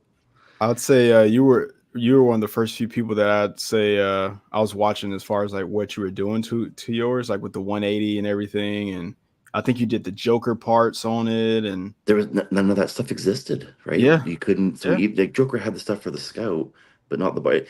I mean, it is the same stuff, but it was slightly different. So I had to make modifications to things, and like just. I mean, all that stuff exists now, but even the exhaust systems, they just weren't made for the Bobber, they're made for the Scout, so you had to modify things. Grenades, I think. Yeah, the grenades are still kicking. They're still there. Yeah, just funny how things change for the better, I think. How many miles you got on it? Oh, man, not as many as I would like. So I'm sitting around 35,000 kilometers, so I don't know what that is in miles, probably 27-ish.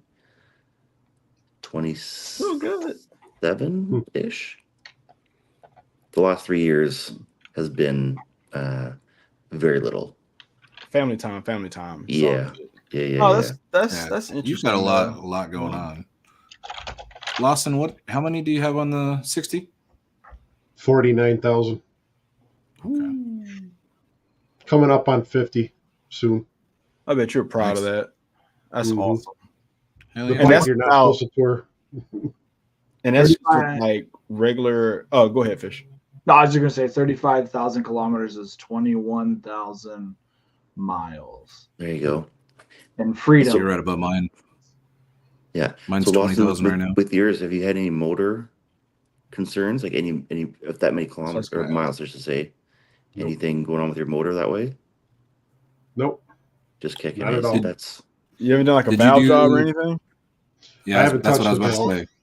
Because I think at 45,000, they recommend doing them or something like that. Yeah, it probably needs it. I had But a guy out here had biggest- 45,000 miles on it, did that, and then he got T-boned like the next week. Jesus. Wow. Don't do your He's got a full valves. Roadmaster now, so I got a video coming out to show you how to remove your engine. So if you want to do it yourself. I like the Scout, man. Hey, do we know anybody that's put the Revolution Performance big bore kit in a Scout? Like actually have? Do we know I only anybody? watched videos of it. Yeah. Yeah. I will be one. Unless this new I'm Scout, waiting for you to do it. I have all the parts. I ended up buying some jugs off of Amazon, or not Amazon, eBay.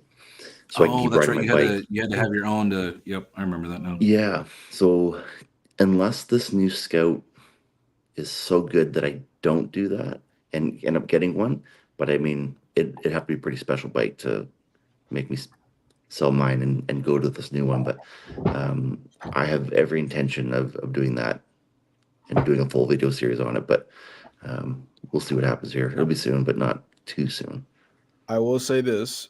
I was planning on big bore kitting my Scout 60 because the gains would be so much more substantial than the regular. But when I found out it was $4,000, I was like, no. That's how much it costs, $4,000. Yeah. When you factor in, well, I estimated $4,000 because you got, well, hold on. The big bore, you got the big bore kit. Bombshell Biker says good night, guys. Good night. Good night. You got the You're fine. the big bore kit. You got the tune. You got the labor involved, which I would do myself. But you also got to do air filter, probably exhaust, and there's also Andrew's cams that you may have to do also to maximize the performance. And you need a tuner, like a Power Commander. When I looked at it, it was like right at like $4,000, and I was just like, but I mean, you get like 100 and what, 20, 30 horsepower. Yeah, was it put it at It's 1,300? it's It puts you at 1,300 cc, and there are some guys that have done it. I've talked to, and they are. I wish I remember what they said, but nobody posted dyno numbers that I know of. But I mean, maybe they have. Oh, I also need a new clutch, by the way. Yeah, you would definitely need some holding power for that. I would think. Like another $500-600, but yeah, I was gonna do it, and then I was like, no, I'm just gonna power to coat my stuff. So I cheaped out. But no, if you do it, I'm tuning in for that. I definitely want to see it because I don't think there's anybody that's ever done it like visually. Not that I've seen. I've seen posts on forums and stuff, and they've posted like a couple pictures from their shop. Yeah, but nothing that I've never seen a video series on it. It's funny you guys say that because I'm in limbo of my Scout and what do I want to do with it, and I could buy a new Scout, I don't know, or I thought about buying another Challenger and making it rowdy and not family friendly. The fuck did you just say? Buy it wrecked. Yeah, Fish wants a non-family version Challenger. When his Challenger has a 112 in it. Yeah, it's got carbon fiber. Oh, wait, yeah, okay. What if not the first 112? No, I'm definitely not the first, but you're the first on YouTube and publicly. Yeah, publicly, yeah. There's always people running it privately, but I care about the people that are showing it. Screw all the private people. Like, show me. No, but anyway, yeah, you're the first to me. Oh well, thank you. Yes, you did a flamethrower. Yeah, I'll do it on the spicy candy. It better be spicy. Hey, she's fucking spicy. I'll let you ride her. It ain't no fun if the homies can't get none. I thought some of you guys did a big bore kit on these freaking Scouts. No, not on the Scout. Meeple did the think big board kit on the anybody- Chieftain back in the day. Yeah. There's nobody that has a public YouTube or any account that has a big bore scout. It's funny because as soon as they saw, I have the Revolution Performance. That's where the 112 came from. They messaged me and they're like, we got a big bore kit, right? Yeah. I was like, this is the Weiss bike. Not really that interested in it. Yada, yada. But now, fast forward a little bit, I'm a little bit more interested in it. You might as well go and do it, man. If there was anybody that would be doing something like that, I would expect you to do it. 100%. Well, I mean, if it makes sense, obviously. If not, but I see Traveling Tall rode one. I see it here. I found his video. I remember watching. I knew he saw one at like a dealer or something they had there, but I didn't know he rode it either. I know he had video of it going like up and down the road. Yeah, he rode it up and down the road, but he doesn't say anything like power wise or anything. Yeah, if you do intake and full exhaust on an Indian Chieftain, you definitely want to tune. I don't know how rough that would be on the motor, but you definitely want that. It'll be rough, but I don't think it'll be rough, but it'll definitely run like butt cheeks, Yeah. though. It'll definitely run pretty bad. It ain't gonna blow nothing up though, but it's gonna run. It ain't gonna run as good as it could. But that's the other thing. Lawson's, if he's got 40,000 miles on his motor with zero issue, that was the other concern. Is like you start dipping into that stuff, you're going to be tuning within. It's going to be high stresses on that motor to do that. It's something to be said. I know the Harley guys. When you start putting in 128 kits and stage 3 cat, all that stuff, you're messing with the longevity of that. Yeah. So it'd be interesting to see. It'll happen, but I think the most you'll get me to do to my Thunderstroke, man, is cams, and that's it. Oh, did y'all see that Lloyd's came? Good. Did y'all see Lloyd's came out with a new cam? Was it 605s or something? Yeah, the 605s for the big bore kits. It's pretty interesting. There's no numbers on it or nothing, but I was out there, just looking, and I saw that there was a new cam. I rode their 126 on a Chieftain. I think it was or 128, or I think it was a 128. I don't remember. Whatever, something like that. It wasn't their 131, and that thing scooted pretty good. Oof. So I could. Yeah, that's it. Those 605s I heard are really good. That was my other thing. Is like, well, do I just buy a Chief and do a big bore and yada yada. I tried to pitch it. I was like, hey, you want to sponsor some of this? I'll buy the bike. I'll buy some of this. You sponsor the labor, because the labor is the killer part. That's always that's the biggest. Always the It's killer. labor.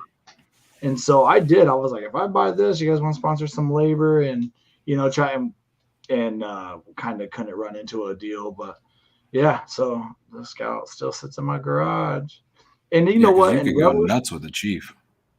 Yeah. With what's out there, even like dude with a 24 Sport Chief with just talking about $5,000 putting into it, cams, intake, exhaust, you're hitting the ground running. I'm like, cams, intake, and exhaust, you're probably looking at, if you install the exhaust yourself and the air filter yourself, about $1,000 for the exhaust. Yeah, that'll save you. Intake would be about $500. Yeah, depending on who you go through. Lloyd's was like fucking $400 or whatever. And if you get what was it? 2,500. What was the cams, Meatball? Cams installed and tuned. Installed cams, tune, air cleaner. I think it was around $4,000. I think it was that 3 to 4. Something like that. They put it on the dyno, tuned it, did his cams. Yeah. Yeah, 108 to the rear wheel, and I think 124 torque. Did they give you the intake too? I did the Or did you intake already at have the that? same time because it had the exhaust.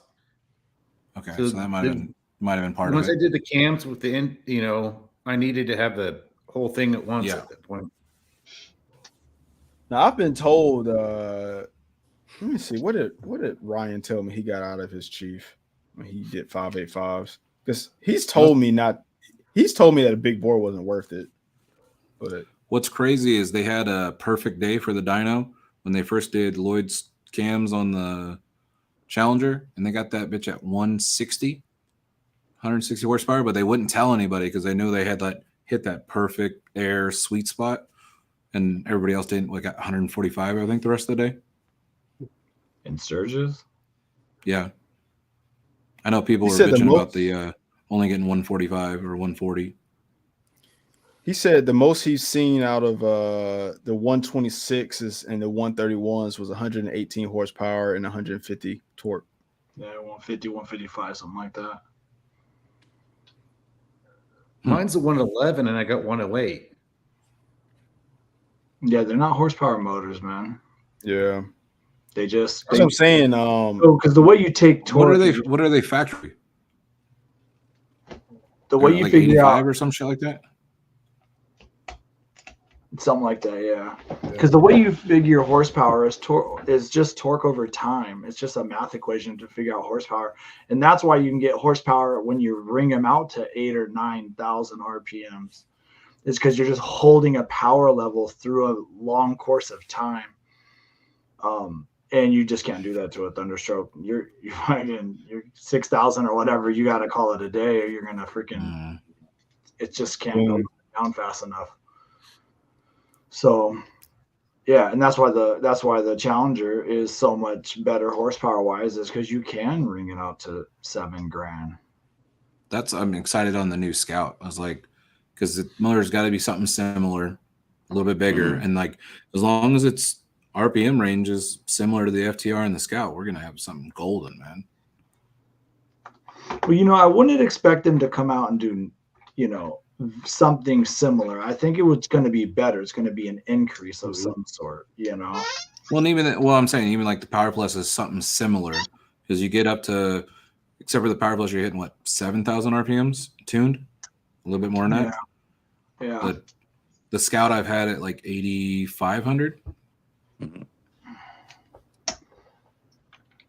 Something in that range with that lightweight. That thing's gonna be a monster, man. I just can't wait to see people unlock it.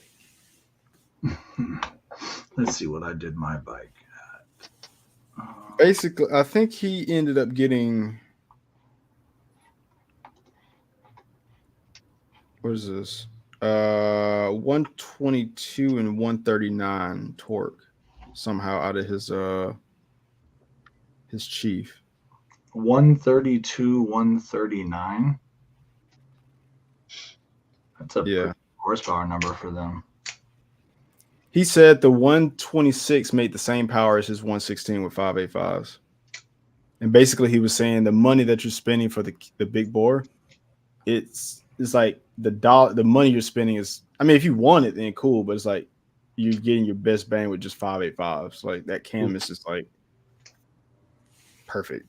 Yeah, well, then the 605s came out. So my Challenger, we only ran it out to like 6,500. But I have different cam. I don't have horsepower cams on mine. I have like a torqueier cam on mine. Let's see, who is it? But 210 Speed Labs, they're running some pretty big stuff out of their place right now. Challenger wise, that is. I'm wondering if this motor is not, since it's the cheaper bikes, the FTRs, there wasn't a lot there for cams and everything else, if it's going to go the same way, or if now the Indians had a bigger footprint that people actually jump on this from the start. Like the Andrews or whatever. So when I talked to some of the performance guys about Scout in general, they said that so many people, for example, they say their budget's 12 or 14 grand. Yeah. They spend all of it, right? Does that person have or is willing to spend $3 grand on a set of cam? Yeah, where the baggers are 30 grand. So those guys are more likely to put some more money into their bike. Exactly. So that's kind of like, Picasso was saying, like $4 grand for a big bore kit for Scout. That's kind of what it seems like all the companies are saying is is, yeah, can we make cams that It's a work? third of the price of the bike. Yeah. Right, exactly. You know, so I was talking to a guy, he owned a suspension company, and I was at the King of the Baggers, and we were just drinking, hanging out one night, and I asked him, like, hey, are you ever going to make suspension for a Challenger, like front suspension, whatever? And he goes, I don't know. He's like, let me tell you, I can make a better suspension that's on the Challenger. He's like, I can. He goes, but for me to do that, you're going to have to drop like 2 G's. He goes, and what am I going to sell? He goes, and I'm not going to be a lot better. I'm going to be better, but not a lot better. And he goes, and how many guys are going to spend $2,000 to upgrade for a little better? You know, he goes, I need to sell 500 units. I can't sell 20. He goes, and because of that, I won't come out with suspension for the Challenger. Legend Suspension should thank Harley for not upgrading their suspension ever, because they sell the shit out of their stuff because of it. Mm-hmm. Except for the new bikes, because people have been raving it. The suspension on the new news. That would finally make sense. I was like, but there's plenty of older bikes for them to still make money off of. Yeah, watching people buy the CVO like 3 years back, and then that same week they put Legend suspension all the way around. I'm like, you just spent 45 grand for this fucking bike. Like, nope. Good on that. My favorite thing is the chat is they're like, we increased our travel suspension by 50%. I'm like, that's 3 inches. You gave her 1 inch, baby. Yeah, I remember I saw your video and then you mentioned that. They pulled an Apple. Yeah.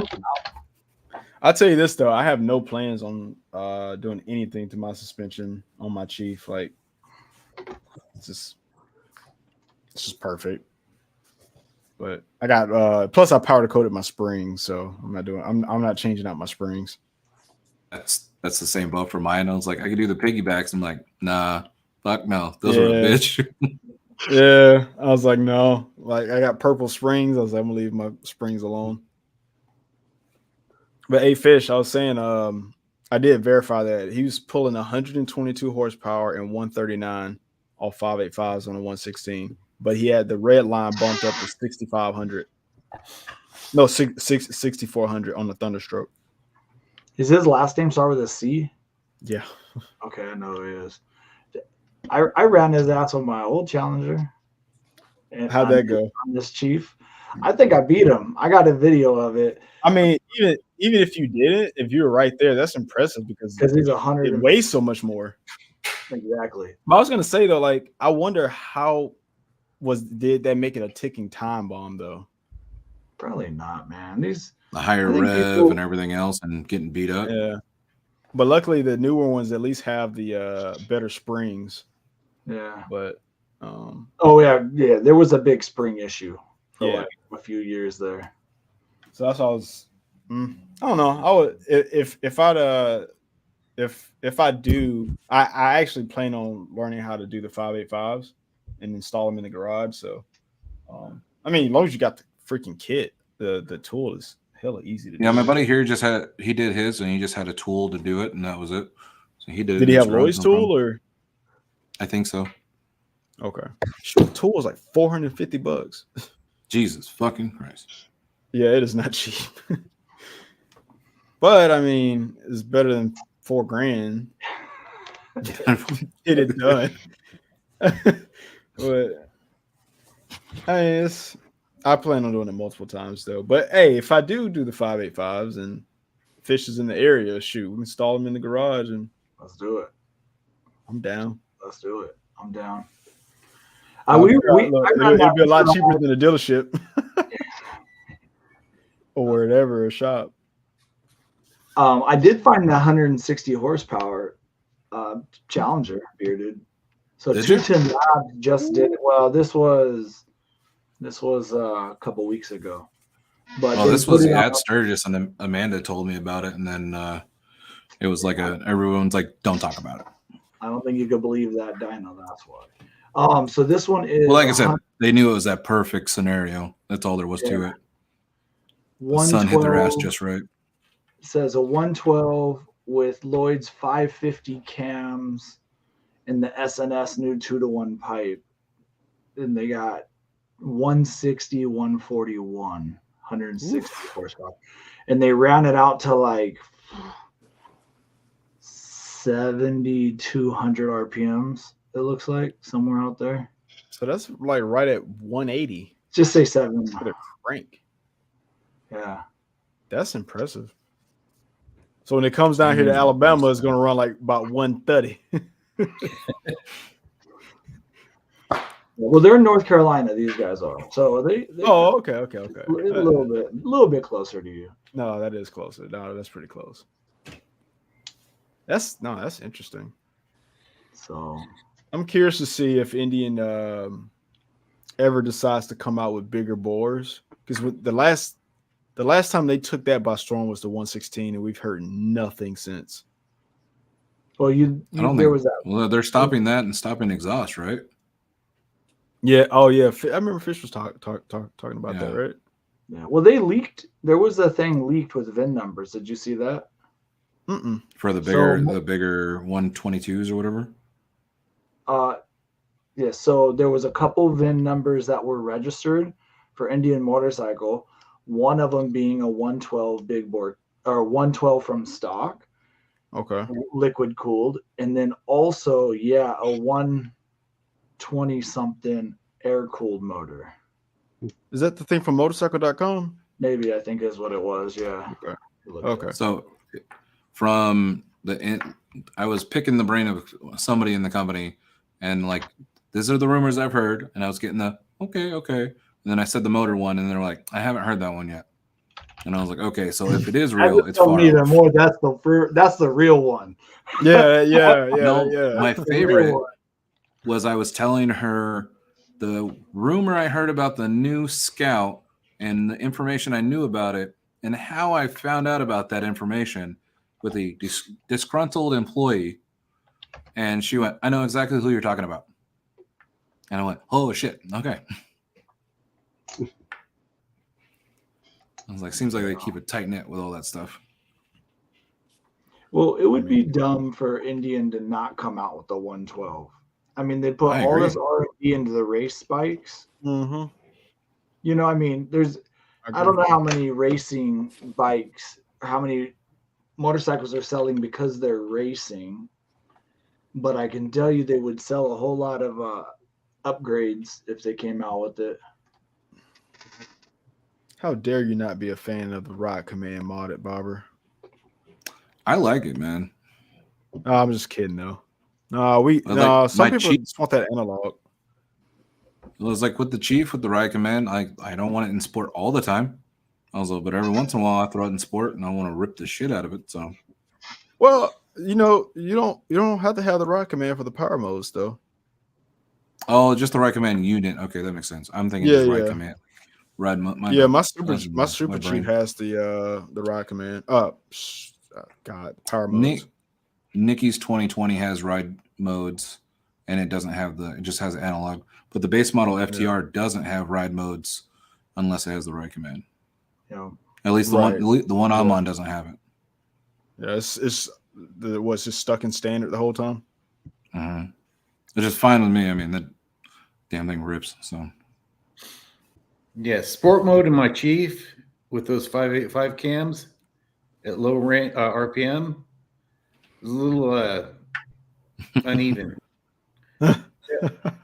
Bearded knows that. He tried to load it on a trailer, huh? I didn't really, I think it was in sport mode at the dealer when I went to load it up, and I was like, what the fuck are you guys doing? He's gonna shoot up. Yeah. No, I don't test rode it and had a little fun. No, I don't play with sport mode on that bike. You got some people that go, "Oh, I always ride in sport mode." Hey, man, more power to you, buddy. More power to you. Fish with the 112. Are you always in sport mode? Yeah. Yeah. Like, well, here's the thing. When I had that Chieftain, it always stayed in sport mode. Mm-hmm. It never came out. But that Chief, if you 300-pound difference, seat, man.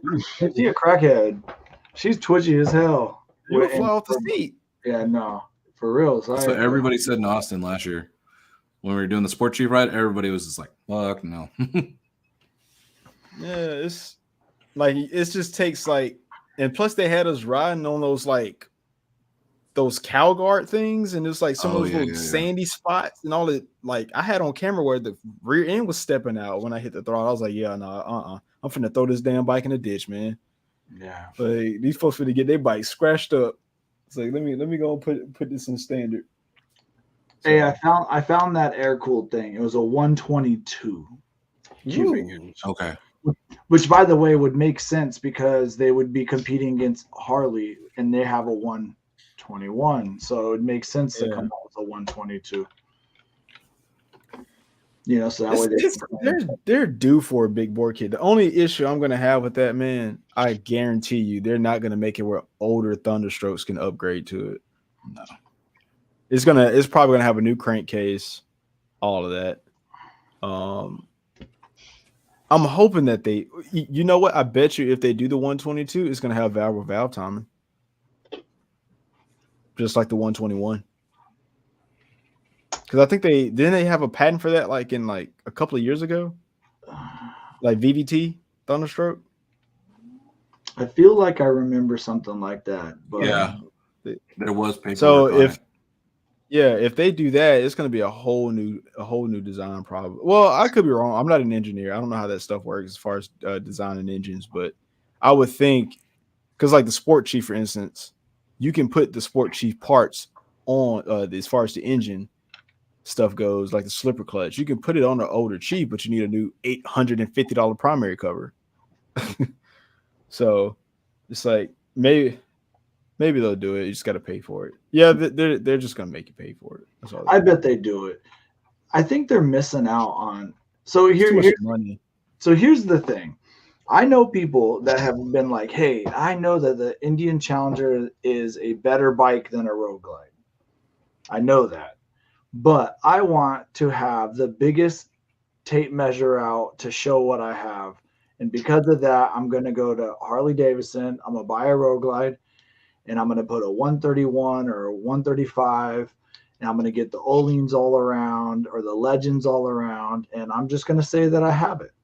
I know people that have done that, you know, where if Indian Motorcycle did offer, you know, these giant Challenger things, or if like Lloyd had these 131s readily available all the time, you know, maybe they would go that way. There's a market for that. And I think Indian Motorcycle overall is not understanding that they are missing that just a little bit. You know, they're starting to go with Lloyd's to do that kind of stuff instead of directly through themselves?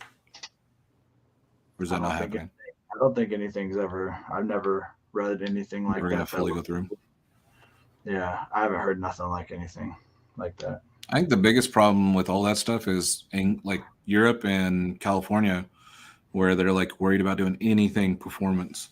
Because like my dealer won't touch that stuff for like just regular people, because if it's, you know, not street use and all the bullshit you have to go through and losing your dealership, they're super worried about it. Yeah, well, that's why Lloyd's went EPA. Their tunes are EPA certified, including California. I don't know if I like that or not. I liked having just something illegal. I wish Indian had a market for garage builders, but so much of that crap is wrapped up in the dealership, man. It makes it so freaking hard. I just had to jump through hoops just to get damn key fobs programmed. It was so silly. Because like when you look at the way I look at it, what makes me so interested in like Harley is just you can do so much to that freaking bike in your garage, but Indian makes it so hard. I'm not faulting them. I'm not going to go out and buy like a Harley to replace my Indians, but it's like what I look at now. I want to be able to install 585s. I want to do big board kits, but it's like I want to do ECM. I mean, ECU tuning and stuff. But the stuff that you got to go through, it's just saying it's difficult. It really is difficult for that, because like the scenes when you see people like racing their Harleys in the street and stuff, I was like, that's the stuff I feel like that can get Indian out there as far as the performance stuff. Yeah, the baggers, like the king of the bagger stuff is cool, but that underground racing stuff, that's where my head is. But it's like you can't build it. Like a dude in his garage is not as in reach as it is a Harley right now. Mm-hmm. Now, when you're saying that, or what about like the Harley you were working on, that one same year to year? There's just, is it the aftermarket that's doing that, or is Harley? Yeah, also it's the packing? aftermarket. It's not direct from Harley, but it's like the aftermarket. But also, I just feel like a lot of I haven't worked on the inmates, but like the twin cam, for instance, there's just so much stuff you can do with that, and it's not as restricted. The M8 honestly is not as restricted. You got 130. You have so much stuff that you can do with them, but I mean, Indian's coming around, but I feel like it's just they're restricting you a little bit more. Like they want you to go to a dealership to do everything. Yeah. And it's not to say Harley isn't that way, but there's a lot of stuff I don't have to go to Harley for. But anything when it involves that ECM and tuning and cams and all this, like I can drop in a cam without like spending $500-$600 on a tool.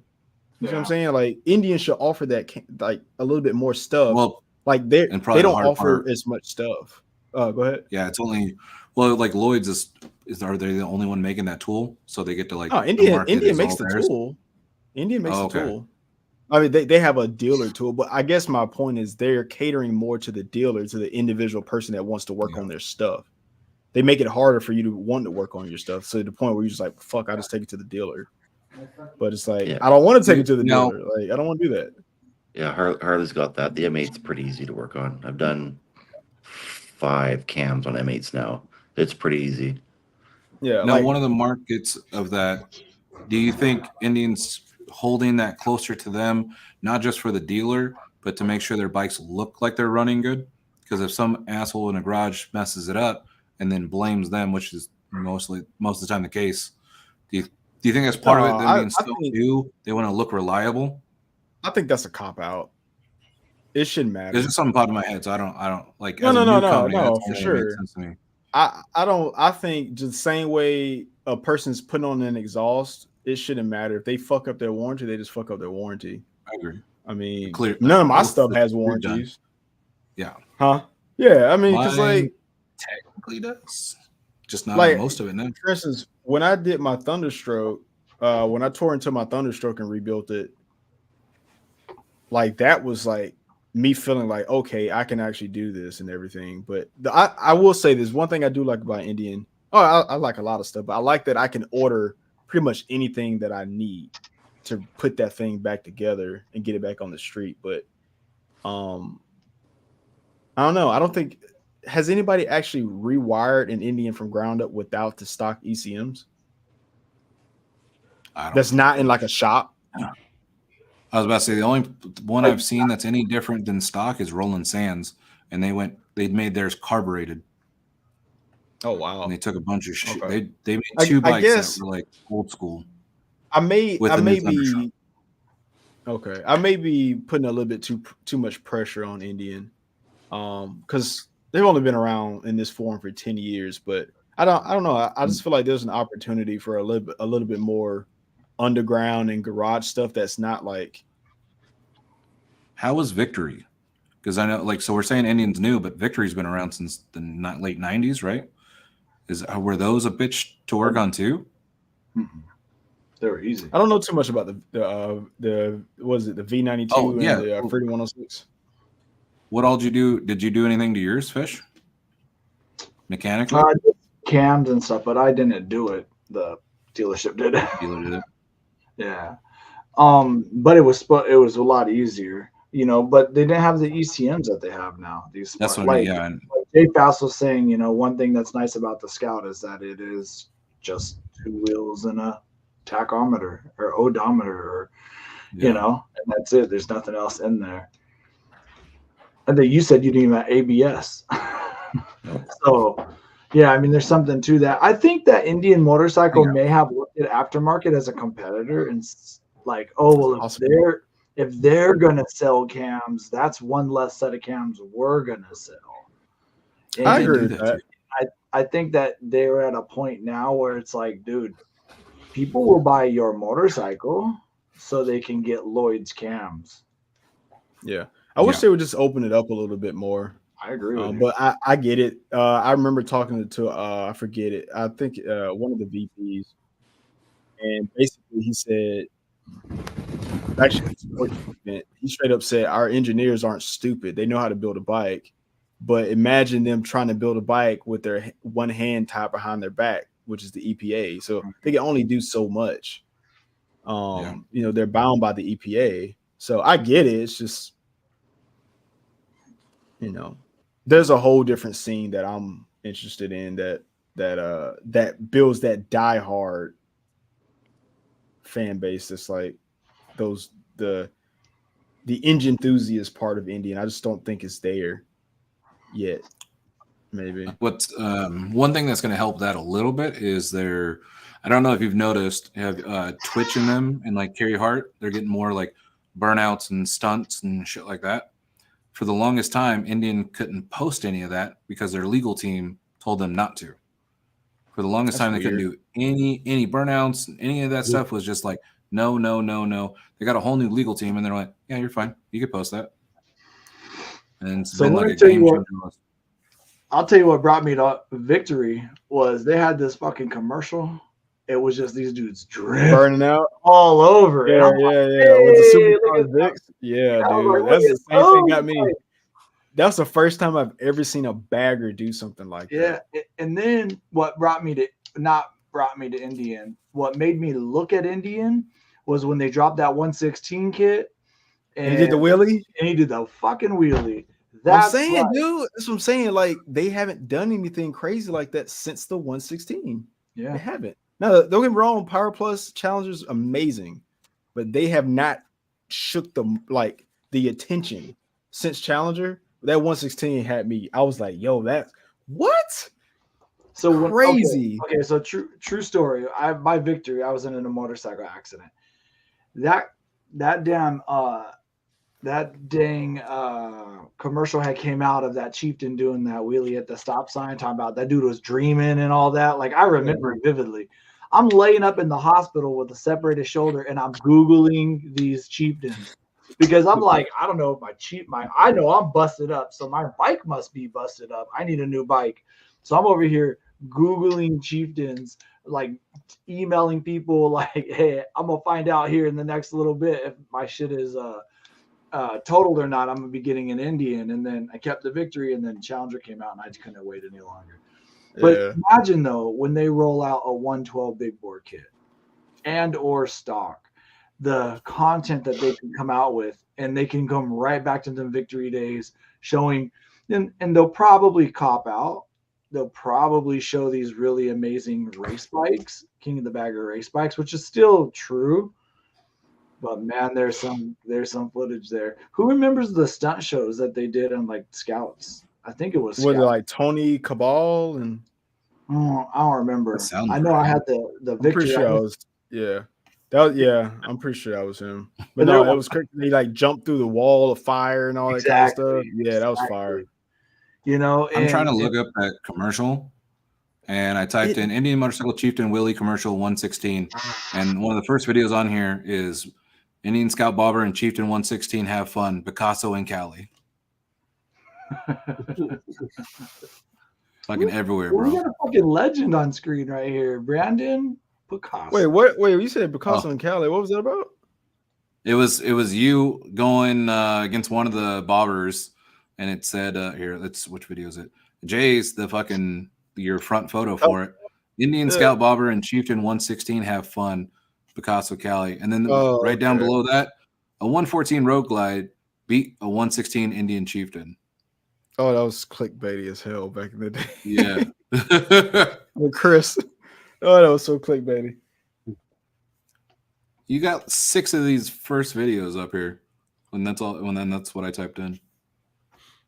Killing it, bro. Yeah, that was before like Scout 7, content was like crazy. No, that was after. No, Scout content was pretty popular then because I had Rick Mine by then. But no, Scout was it's like doing pretty well for me that first year. Yeah. No, it's Yeah, that was like, yeah, that was several months after I wrecked mine. Yeah, Barbers. Yeah, we had all met and linked up, and IMW was a thing, and Dazzle was creating, and Chris was Open Roader was creating, and yeah, Scott was definitely getting some love then.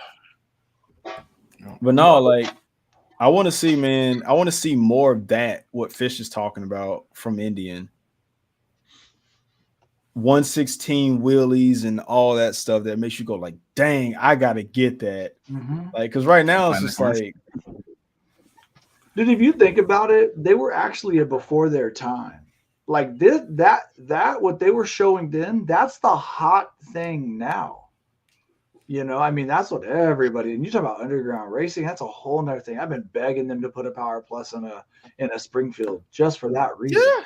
Just for that I watch it all the time. I watch the underground racing stuff, man, where they're dragging. Probably watch some of the same channels, bro.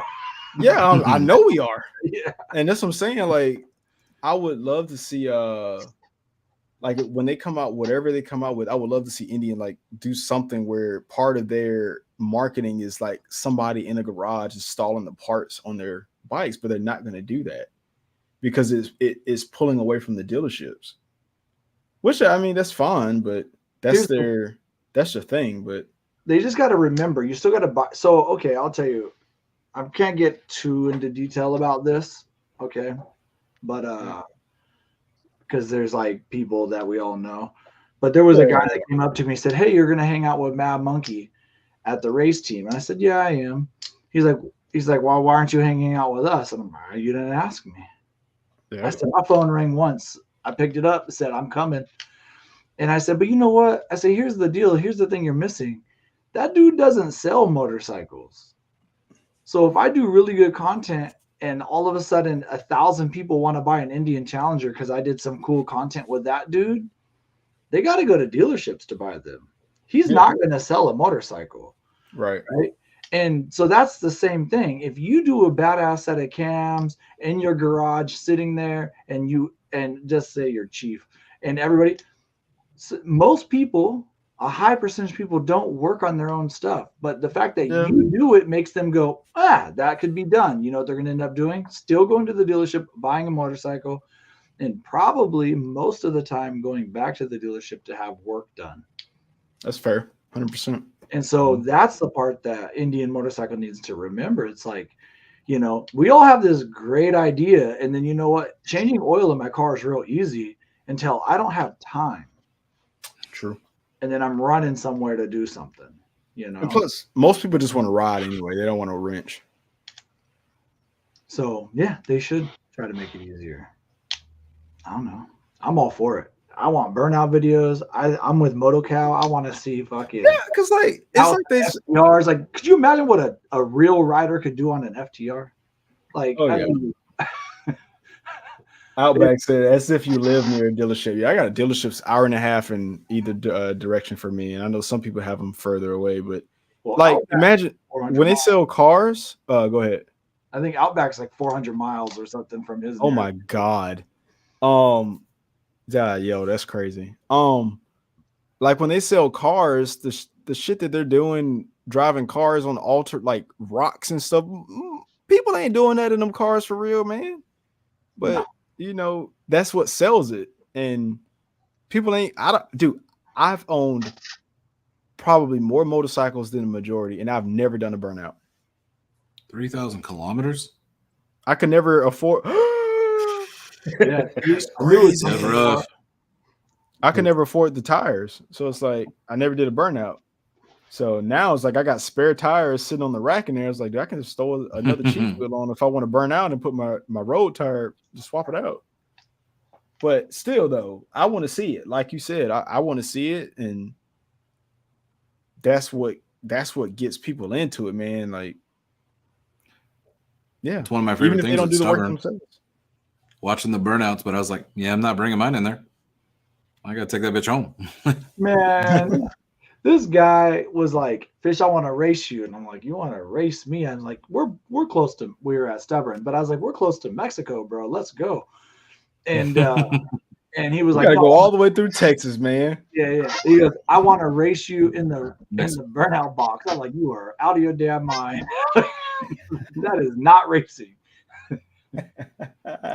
There's a video of Jay doing this. I don't remember where, but he did a burnout right when he was switching that tire. Yeah. It was in a shop. Yeah, It was I remember inside the that. shop, right? Yeah. Yeah, and Yeah. they set off the fire alarm. So Forgot there's a that. dealership close to mine that if you do a standing burnout in their driveway and their closed course, they give you $25 off their tire, off your new tire. Oh, that's dope. So you roll up, do a little burnout, and get $25 off. I mean, you're getting tires anyway. You don't do it with the Yeah, new my tire. well, shit. Yeah. So I'm like, get the drone out.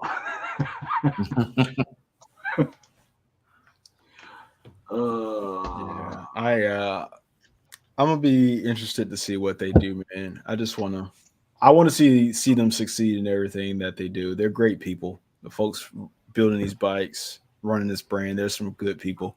And their bikes are amazing. Yeah. You know, I just think that sometimes they think certain things are their enemy, and I don't think, you know, Getting their own it's way. like, yeah, you know, it's like a lot of these aftermarket guys, they get the new Harleys before they come out, so that way all of a sudden it doesn't take long for the Harley aftermarket to have some shit ready. You know, it would be smart if Indian did things like that. I mean, Brian Clark, he's a smart dude, but you know, he designs a lot of stuff for, you know, Like right now, I don't think Harley folks are dealing with. Are they dealing with locked ECMs? right now, yeah, all the new ones are. Because I know that a lot of them they throw a Thundermax in it or whatever and retune it and kind of get around it. But honestly, shoot, since the M8's well, I guess the tuning is different between like a Lowrider S and a CVO or whatever it is, a big touring bike. But it's just so much support, and it's just a different mindset. But I still love my Indian. It's different. When I look at my Chief, I go, aftermarket. Yeah, you've got aftermarket Harley guys that literally make their bread and butter off of getting that bike and tearing it down and building every part they can to resell. yeah. I was like, where you don't have like places, oh my God, if I don't get this Indian completely aftermarket out, then I lose everything. Yeah, that's true. Well, I talked to a guy at the Donnie Smith show. He owns a performance company, and he does Harley stuff. And he's local kind of, so I was just BSing with him. I'm like, when are you gonna start doing stuff for Indian? He's like, first of all, I'm already so busy with business for me to add that. He goes, what you have to remember is that if I brought a brand new thing to market, it would cost me so much money. He goes, and then I have to try to turn it. He goes, but I can just continue to make the same shit that I'm making now, per se, you know, and just keep selling it. So it's like a hell of a commitment. That's one reason why it would be nice if these guys that are like the Lloyd Greers and these people that are doing stuff for Indian motorcycles only to get a little help, you know, little ECU code, little sneak it under the door or whatever. Yeah, man. You know, life a little easier because exactly. without Lloyd's, man, what would Indian be without Lloyd's? Straight up, like this is call it for what it is. Yeah, right now. Yeah, no. Yeah. I mean, Lloyd's saved the day on FTRs, and they saved the day on big early challengers. Let's be honest. With that tuning, if it wasn't for Lloyd's, there was some issues that had to be. Now, granted, you could get on a new 24 Challenger, it doesn't need to be tuned. That shit runs good. The throttle's good. It idles fine. No issues. It's smooth. Everything's great. But the 2020s needed that tune. So, at least that's my opinion. Somebody said, okay, here's the deal, guys. Oh, go ahead. I was about to change the No, subject. yeah, you're good. You're good. Go ahead. I was gonna say, he said, I want to get the 24 Sport Chief and make it like the Lowrider ST, so I need a 5-gallon gas tank. You got to get that custom fab, man. And hope You for get that somebody fab. good. Mhm. I've seen There was I've seen somebody a doing that for Scout. Scouts, but Yeah, I've seen a even Scout they in fell large, apart. but Not the tank fell apart, but the guy would like take forever to get the deals done, getting the tanks made Yeah. and everything. They had to go wider with them, right? Yep. Either that or you try to take a Challenger tank, you're gonna mess up the entire look of that Chieftain bike tank, if you maybe? do that. It's just not gonna. I don't know. People say that all the time, like, "Oh, I want to see a Chieftain gas tank on a Chief." I'm like, or a Scout. I'm like, dude, it's not gonna look right. No. You're gonna mess Yeah, up. that's interesting. Modded Barber said there's way more aftermarket support for the current Scout than there is for the HD Nightmare, which is a Scout clone. I don't want to say the Nightster's a Scout clone. I mean, if anything, the Scout's kind of a Sportster clone, or I won't say a clone, but I think they're more going off none of these motor bikes and are stuff like that. clones. Yeah. Oh, I think it's liquid yeah, cooled well, and higher RPMs and all that shit. But that's based off the V-Rod, though. The V-Rod ran for 17 years, 14 years before Scout came out. So I wouldn't say that, but I think the Nightster is definitely competition directly for the Scout. I agree with that. 100% though. I mean, I'm not denying that. It was definitely made in conjunction with that. Yeah. But I will rider, say this about smaller. Nightster. I will say this. The one thing I liked about the Nightster is that you could turn that thing into a dirt tracker. You could turn it into a scrambler. You could turn it into a freaking ADV bike. You could turn that thing into a. Did I say cafe racer? I haven't seen. You could turn that thing into like multiple different bikes because the way that they designed it, it was easily modifiable. So yeah, they had when I did the press on it, they had like 4 or 5 different Nightsters up there, and I was like, holy crap. And they just show That's how crazy. easy it was to like customize it. But like you said, like I don't think the Nightster really doesn't get the attention that the other ones do. I'm gonna say other than them, nobody else has ever done it. Oh, motorcycle. Done what? Yeah. What Nobody's ever taken a Nightster and made Who's any actually of that. commenting? Oh, right. No, I the agree. You're right. That's still like we got a professional shop to do it, you know. It's like Roland Sands did. I don't know if you saw what Roland Sands did recently with the Thunderstroke motor, where he took like a 1946 frame and front end, and then he put the new Thunderstroke motor in it, and what else did he do? He put kind of like an FTR shock on the back, and then he put flat track tires. Kind of cool. So There he is. I'm trying to up my skills to get into a little bit more into that. But what I've realized that takes a lot of learning to do that kind of stuff. Just like I know I'm getting off into what I'm doing, but rebuilding a bike it's a lot of work by itself, let alone chopping it up into doing it, turning it into something else that hadn't existed before. It's a lot of work. It's a lot of work. Just trying to take apart from like when Jay was talking about like he had the Joker stuff, just trying to take that and shape it to fit your bike is work in itself, let alone like, oh yeah, I got this 46 frame and I'm putting a new engine in it. I got to make all new engine mounts and I got to balance it and all this that's a lot of fucking work. It's a lot. Well, like, yeah, Joker was one of the first ones making stuff for Indian at that time, right? Yeah. I think they're outside of like Lake Havasu near me. But all that to say, yeah, they're still getting big shops to do these custom bikes. It's not like any of us that are like, oh yeah, let me like chop this thing up and do this. But I mean, we're getting there. It's just takes time. I know a guy that might be making something. And you have to have a lot of money. Yeah.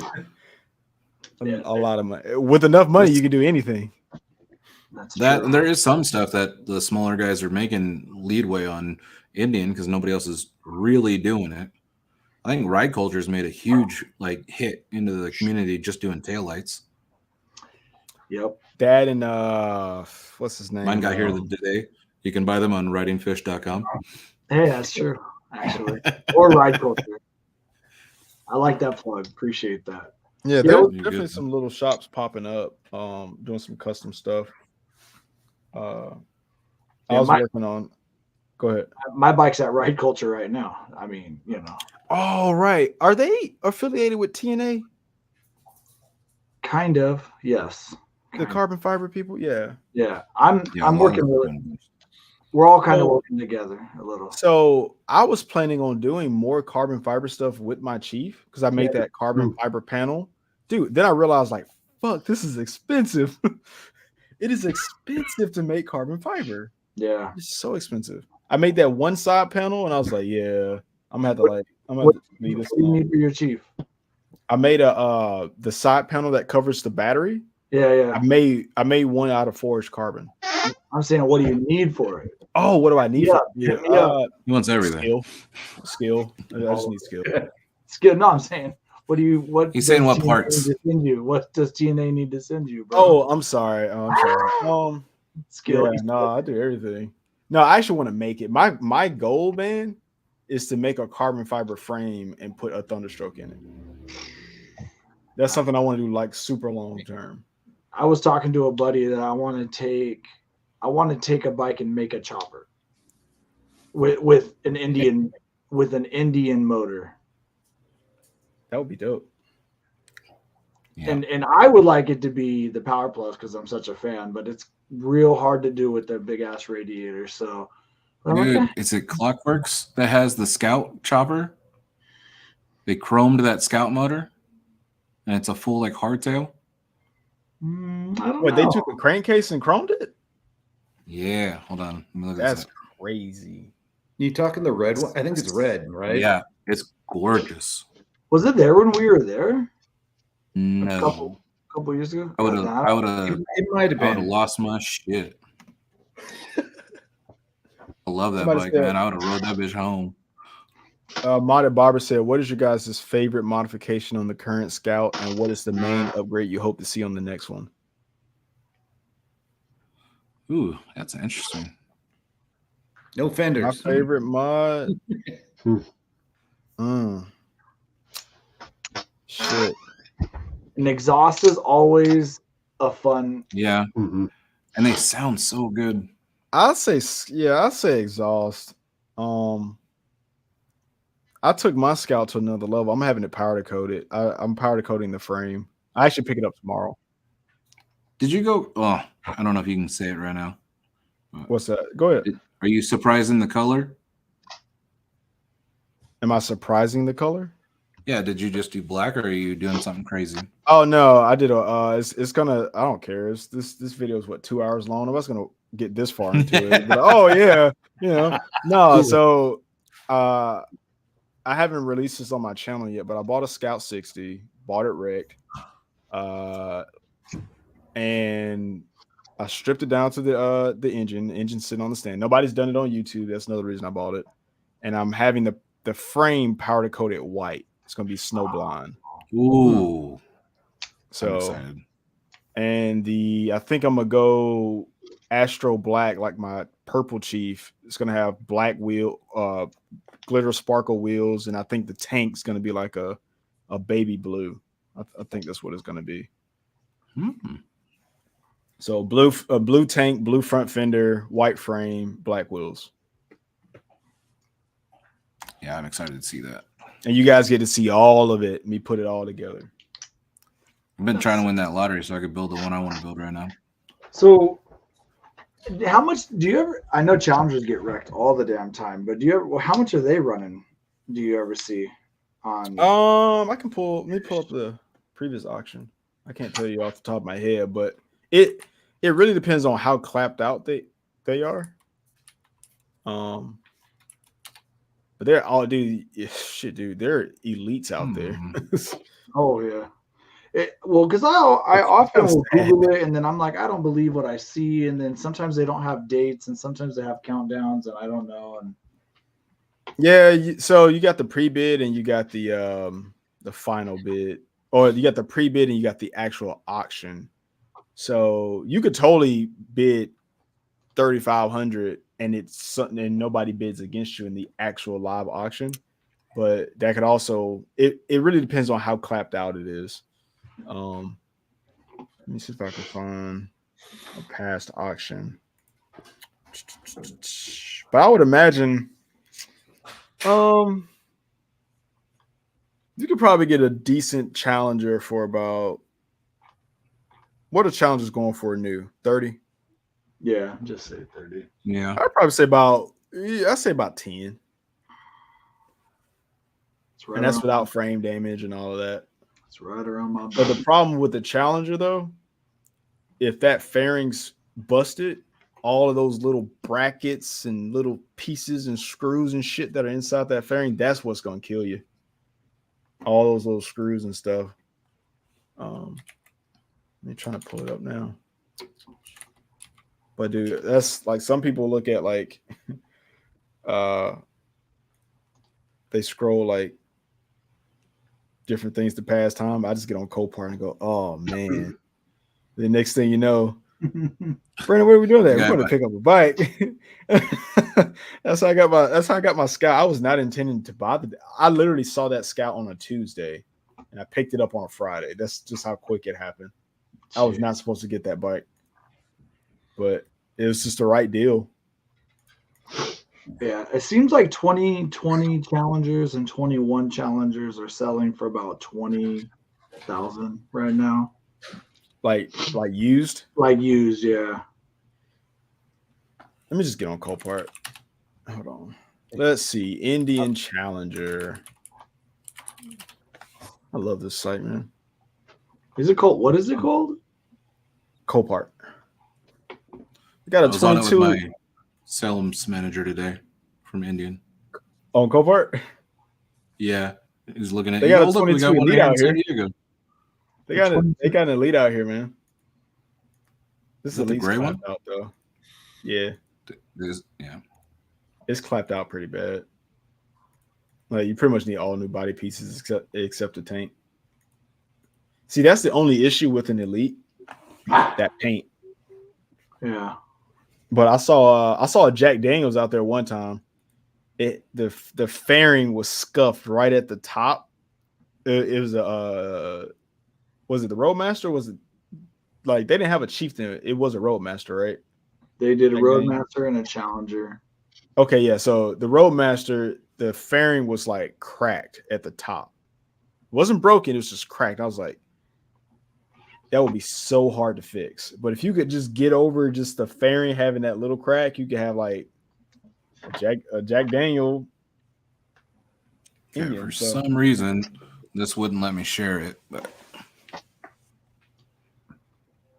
that's the Clockworks. Gorgeous. Yeah. Oh, wow. And it's got a little radiator in between the front tube frame. Yeah, that thing is gnarly. So I wonder, is it functional for long rides, or is it just for show since the radiator's smaller? She rides it, but I don't know how often. Where is it? Now, what year did they make that Roadmaster? That Jack Daniel? Yeah. 2020. 2020 because I saw it in Sturgis. Mm-hmm. That was the year that you were there, Fish. Yeah. All of us. 4 of us were there. I thought it was I thought it was 21. I thought they were releasing 21. Was it a 20? Maybe it was a 21 model, but yeah, we saw it in 2020. Maybe. Yeah. They showed it off there, right? Was that one of the first spot they showed it off? Yeah, I just don't see it on. I was just gonna look up how much a fairing is. The thing is beautiful. It's about for the elites. For that Roadmaster Jack I Daniels. don't. You I'm can't gonna be even- honest with you, bro. I don't think you're gonna be able to find it. For Jack Daniels, yeah. Because they're one-off bikes, so you have to get it. What? That's my paint guess matched? anyway. Yeah, I mean, it looks like it's somewhere around 2 Gs just for that piece, and They some sell it? Huh? They actually sell it. Not paint matched, right? I can't find. I'm looking at the Oh. other ones. I mean, I can't find the Okay. Jack Daniels, but they do sell that stuff. Like, who was it? I think it was my buddy's 23 Challenger Elite. Well, the elite coming from Indian makes sense, but yeah, after Jack Daniels, that's got to be because they're. I'm about to say you probably have to go. You definitely have to go through the dealer to get that. Probably. So like Phone the calls Elite, got to be made. it's Yeah. 2,200 for the outer fairing on the Challenger Elite, but it's not in stock Right. right at this moment. Most of- Yeah. Yeah, there's a lot of paint and stuff that will just say made to order or whatever too. Yeah, which is the benefit of going through the dealer. They can do things to make things happen. You know, Bro, for some reason this site does not have. They got everything on here except Indian. The one that I use.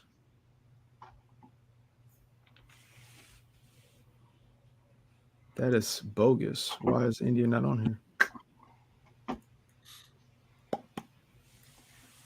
How about this? Let me type in crap.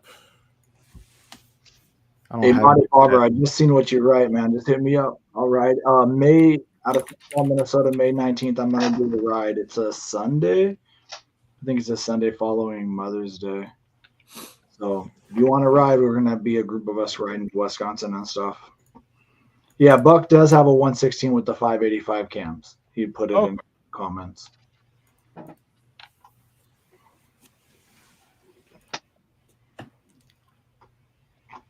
Yeah, me and Ride Culture, we're talking about having like bike nights and shit. It's kind of cool.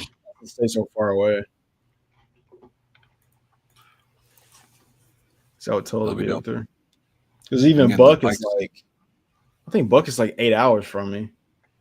Shit. Yeah. Dude, when we were in Daytona, I was like, I wonder how long it would take to get up to Brandon. But then they're like, you're gonna have the bike for like 6 hours, and I was like, you guys are dicks. I was gonna have it for like 2 or 3 days. Daytona from me is like 9 hours or something. Yeah, they ruined all my plans. But I'm definitely shooting for stubborn. 100% for that. Man. This Like I year, said, we got a cabin with 4 beds. I think Bringing it's 4 purple beds. nurple. And Fish said he's not coming because he's got to go to Durango. Yeah, that's true. I mean, knowing Fish though, Fish will just hit me up like, "Hey man," I'm like, outside. that's what I do. Yeah. Yeah, he was like, "I'm outside, bro." Oh, word. Pretty much. You're like, well, I get off work at this time. Like, oh, okay, I'll be there around then.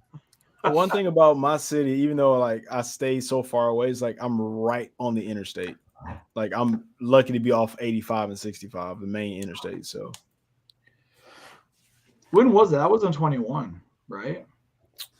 I think so, yeah, because I had the Super Chief Limited that they gave me for a little while. Yeah, that was in 21. It's been 3 years already. Holy crap. Yeah, I think it was July of 21. Or maybe June. It could have been, I don't know, it doesn't matter, July, I think. Just thinking about where we were the last time we did one of these live streams and where we're at now. Fucking time's gone. Because it was, what, early 2020 or some shit? Last time we did one of these? Yeah. it might have been. I think I was in the comment section. Yeah. Brandon, Fish had a victory. Like Brandon didn't have a garage to work out of. Yeah, I had one bike. that's funny. That's funny when I had some people say like, "You work in the garage?" I was like, "Yeah, I ain't always had this garage though. Oh, I you was had to out on get the through back what, porch, the buddy." dirt. Yeah. I actually Grass has been remember. your worst enemy. I actually Hey, Phil. remember because I was brand new to YouTube. I had just got the Challenger, and I had like my personal account on YouTube, and then I had the Riding Fish account. And I remember I was leaving comments talking about the Challenger, and Bearded's like, "I think I know this guy. Are you trying to be a leaker right now, or what?" And I was like, "Oh, what account am I I on? I didn't remember even know that. what the hell was happening." Oh, that's funny. Yeah, I didn't even. I was, I didn't know anything. See, not like you guys. Before I did YouTube, I didn't watch YouTube. I was never a YouTube watcher. So when I came into the community, I was just learning who you guys were, because I was putting out content. I was following content, and then you guys do such a good job, at the time or ever still since, reaching Lately, out to the community and talking to everybody, and so then everybody's talking to me, and then now I'm talking to you guys, and then now I'm watching your videos, and now fast forward fucking 4 years. Yeah, it's been a crazy ride, man. I didn't think Indian would be sending me places to go do shit. Shoot, me neither, man. No, when I got that first opportunity, I was like, "This is fake. This is real. This is not real, dude." And when I got there, I was like, "Holy shit, this is fucking real." Like when I got my plane ticket, I was like, "No, this is real." What? Like this is it's pretty. It's work, but it's Was sick. it the Chief or the FTR, or what was the first one you ever went on? First one for me was the redesigned Chief. The Chief, okay. Yeah. And then did you come right back for the FTR like 2 weeks later or whatever it was? No, I didn't get the FTR event. Well, that's you got invited, but you couldn't go because No, you tried to get me to replace you because it was out in Arizona and they had filled it with Oh, somebody FTR? else. Mm-hmm. No, For the that was redesign of the Pursuit. FTR. That was No, it Pursuit. was FTR. Blockhead and them had done the FTR too in Arizona. Mm-hmm. And you hit me I up. You're missed like, I two can't events? go, but you're like, I'm trying to get you to take my spot. And they had filled it with somebody else though. Yeah. Damn, It was when they those redesigned FTR to the new configuration because I think Blockhead was out there and maybe Doodle and for 2 weeks. Okay. They were all out there. Star went out. Yeah. But I feel like that one was before Chief. It was like a couple weeks before Chief, Oh. if I remember right. But it was around. It was the same area. They did it all in Arizona, like same shit. Yeah, I've had some people ask like, how do you get in on that kind of stuff? And it's like Fish said, man, you gotta make content. Mm-hmm. You gotta do stuff like because it's so competitive now that you Be really genuine, have to not a like negative asshole. Yeah, you got some people just make content in a way to just try to get views, and it's like it's not gonna work. Like it'll get you seen, but they're gonna be like, no, we don't want people that use the word suck in our titles just to get people to click. Like, no. And they think like when we say don't use that, they say, oh well, you're just saying it because Indian doesn't want you to say anything bad. And I'm like, bro, listen, I literally got engine codes in my videos. And I post them during my demo, during my press rides. Like, what else do you want to happen? Like, you want the fucking thing to burn down? Like, it's not gonna happen. You know what I mean? Like, what else do you do? So, but well, there's a way to be respectful about telling the truth, and then there's a way to just be an ass. And some people, especially press bikes. You're like, shit happens. People beat the shit out of these bikes. They let Fish ride them. So. Right, you know, I mean, I'm pretty sure the reason my Scout Rogue died, Fish rode it before I did. Like I had, like Fish ride my bikes. when I did my Scout Rogue press, man, it just died, like with me on. Right. Yep. Yeah, and I could have easily just cut that out, but no, like that wouldn't be authentic. And even then, you know, Indians like, all right, cool, we'll work on that, and that's what it's supposed to be. But, you know, sometimes those press rides, people forget they're pre-production bikes even. They're not even like the final thing that rolls off the assembly line. These are like, the first 100 that they're still testing and they're still working on things, and then they give them to Picasso and they die. Yeah, and they die. Every single time I've got on the bike, it had an engine code, except the Sport Chief didn't do that. But no, like you have to go in with that mindset that it's a pre-production bike. But these people aren't gonna. They're not trying to give you a shit bike. Like it's just not gonna happen. They're not gonna give you a shit bike. It's 2024, man. Bikes are they're just too good. Like it's hard to say. Like you sometimes have to find something wrong with the bike to just not look like you're just not saying anything, or you're trying not to say something bad, because a lot of it comes down to person, like the individual person. I don't like this because it makes me feel like this. But as far as like how the bike rides, it's like they all ride good in a way for somebody, it's just not maybe for you. But you'll still have those people that are like, oh, they can't say anything negative. They're just flying it. They fly out for free and whine it. That's like, bro, just say you're jealous because you're not here. Like, come on. Like just say it. Because when I did the first Chief event, I had people that made videos about me saying that stuff, and I was like, man, I ain't even got out there yet. Come on, bro. Like, dang. There was a guy that made a video about me talking all this trash, and I hit him up. I'm like, hey, you want to do a live? Let's talk about this.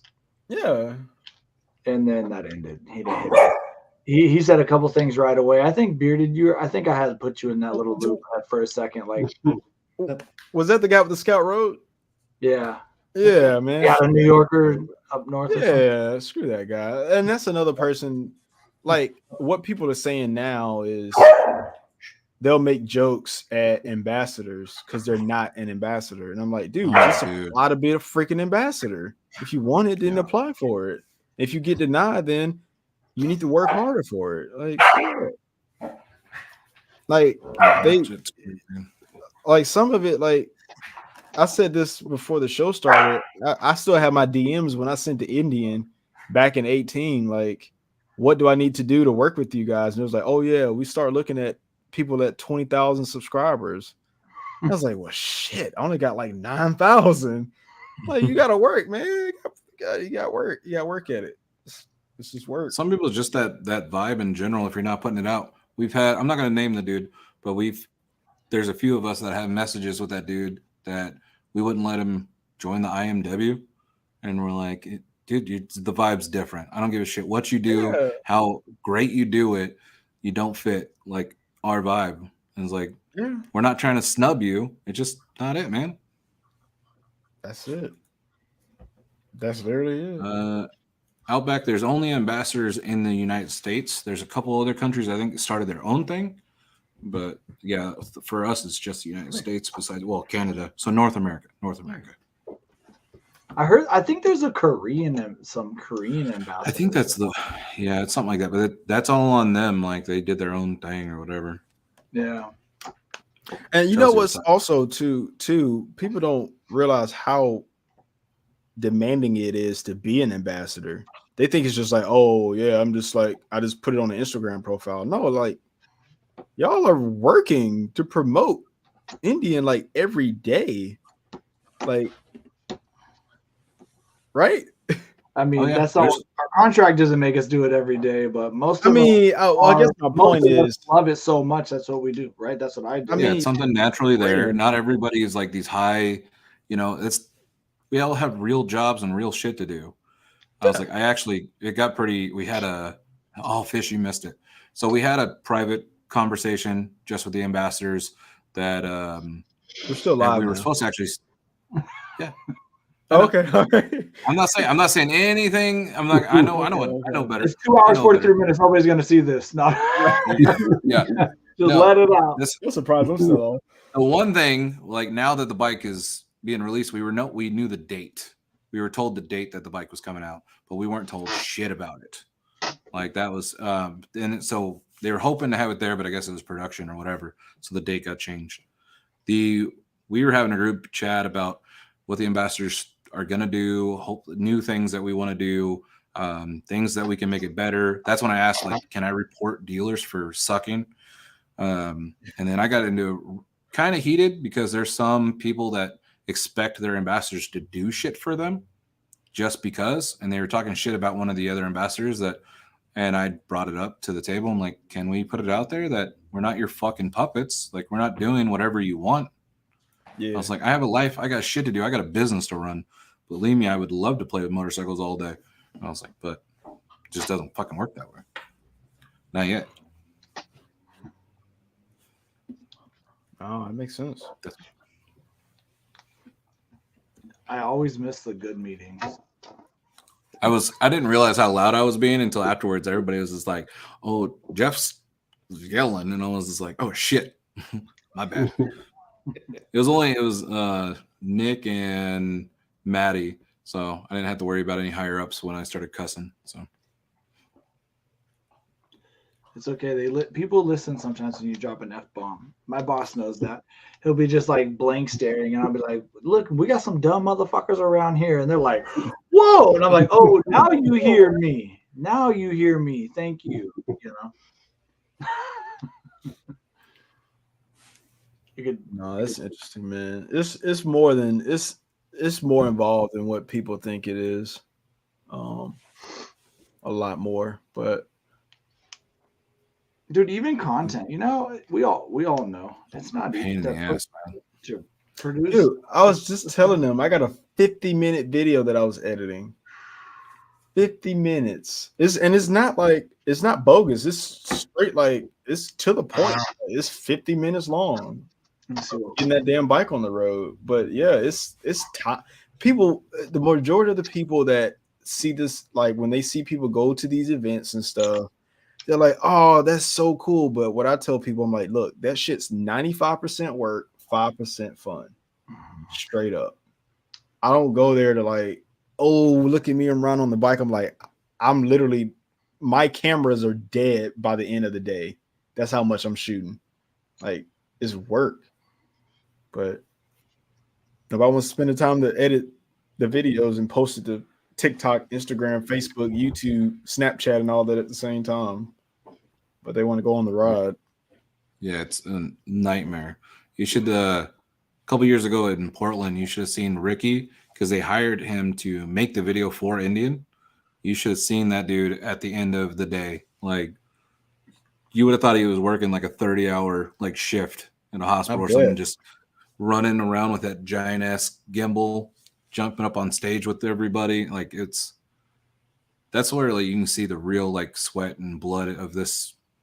I was like, I know I don't put that much. I mean, it's like I say, like what Fish was talking about with people, you know, don't want to work on their bike. Some people just want to ride. Some people want to wrench, and some people like making content and being able to try to do it all. Like, I don't get a chance to really ride my bikes, man. My Chief, that I got that bike with 3,100 miles on it, and I've had that bike for almost 2 years, and it's got 3,122 miles on it. And it's got a purple frame, powder coated engine, all of that shit. Custom. I ain't had time to ride it.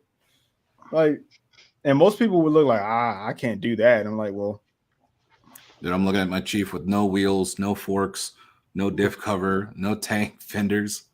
Like, it's a pain in the ass when you want to do all this shit. It's just a different world, man. That's the side that they don't see. And I take pride in that shit, man. It's a lot of work.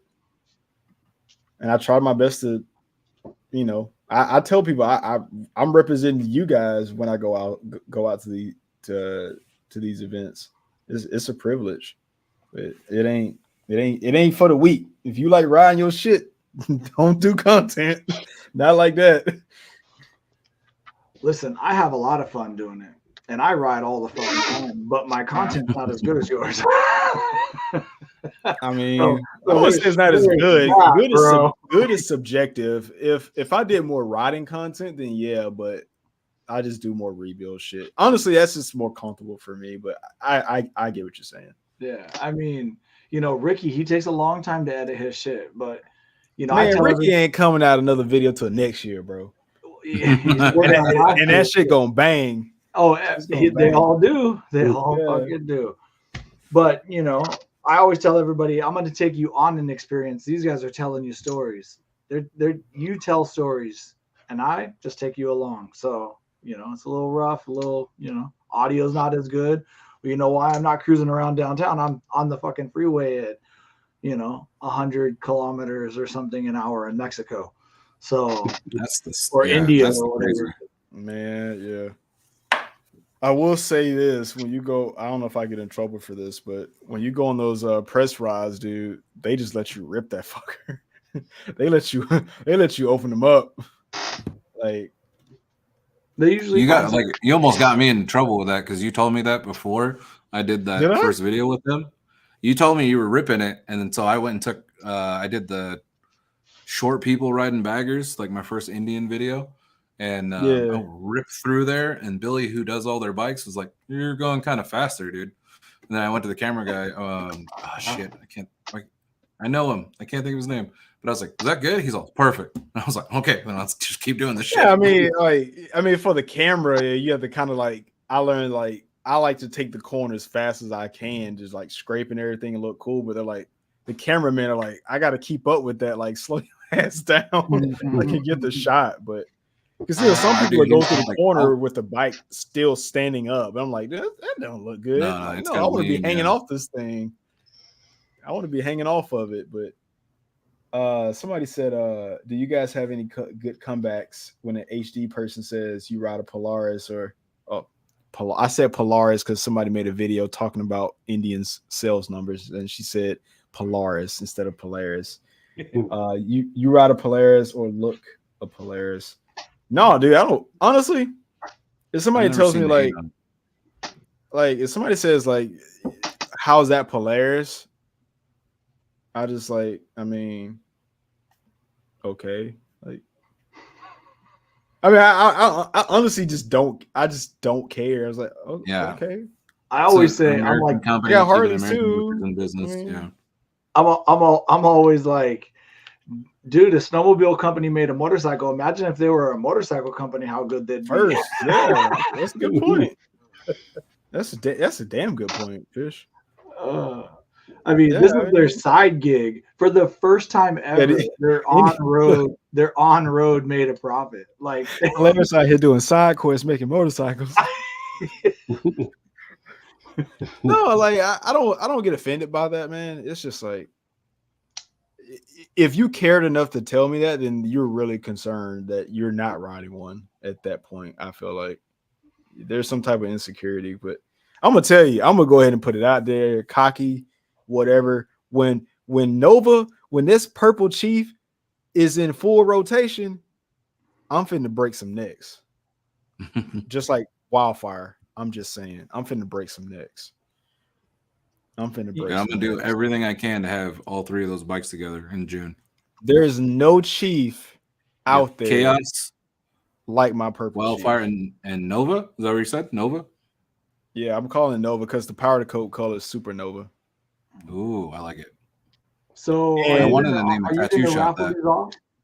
No, I'm done with the raffles. Are you? Shit. Yeah, it's me some money. It's getting. I was making money off of it, but I'm saying save me money. I was in all your raffles. I was making a little bit of money off of it, but it got weird as far as like, there's other people doing it, and they're like, not as what's the word? They're not as thorough, and they're not as transparent on how they do it. I don't like the way that they're doing it, and it ends up pushing the audiences away long term. And I was like, I don't want to do that anymore. Have I tried an FTR? Yeah.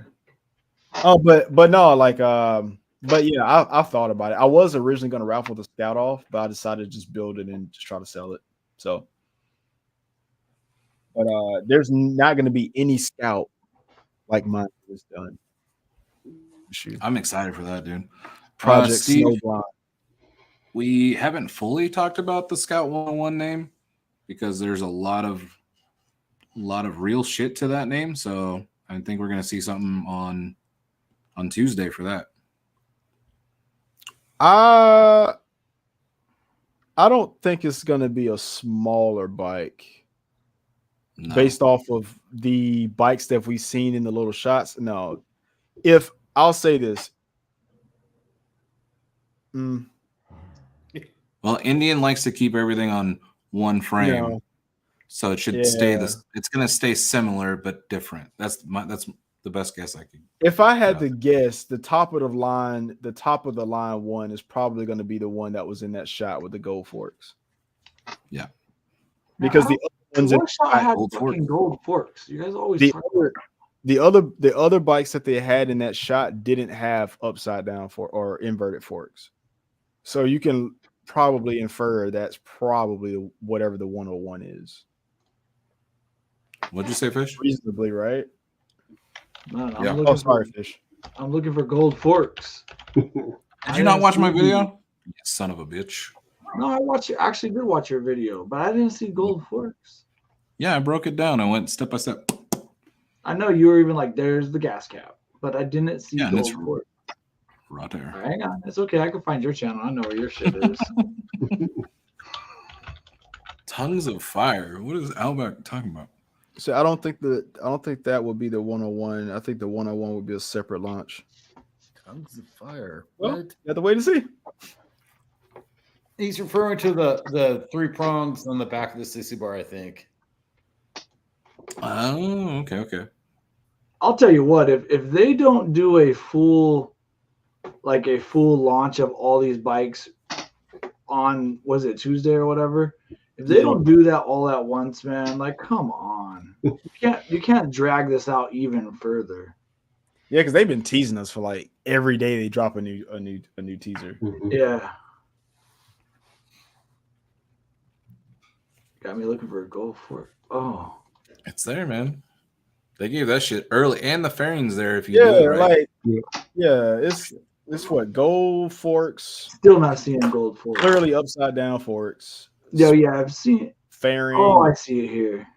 Come on. Looks like a shadow. The one where he's coming behind that 101 or whatever, or the old scout. Yeah. Yep.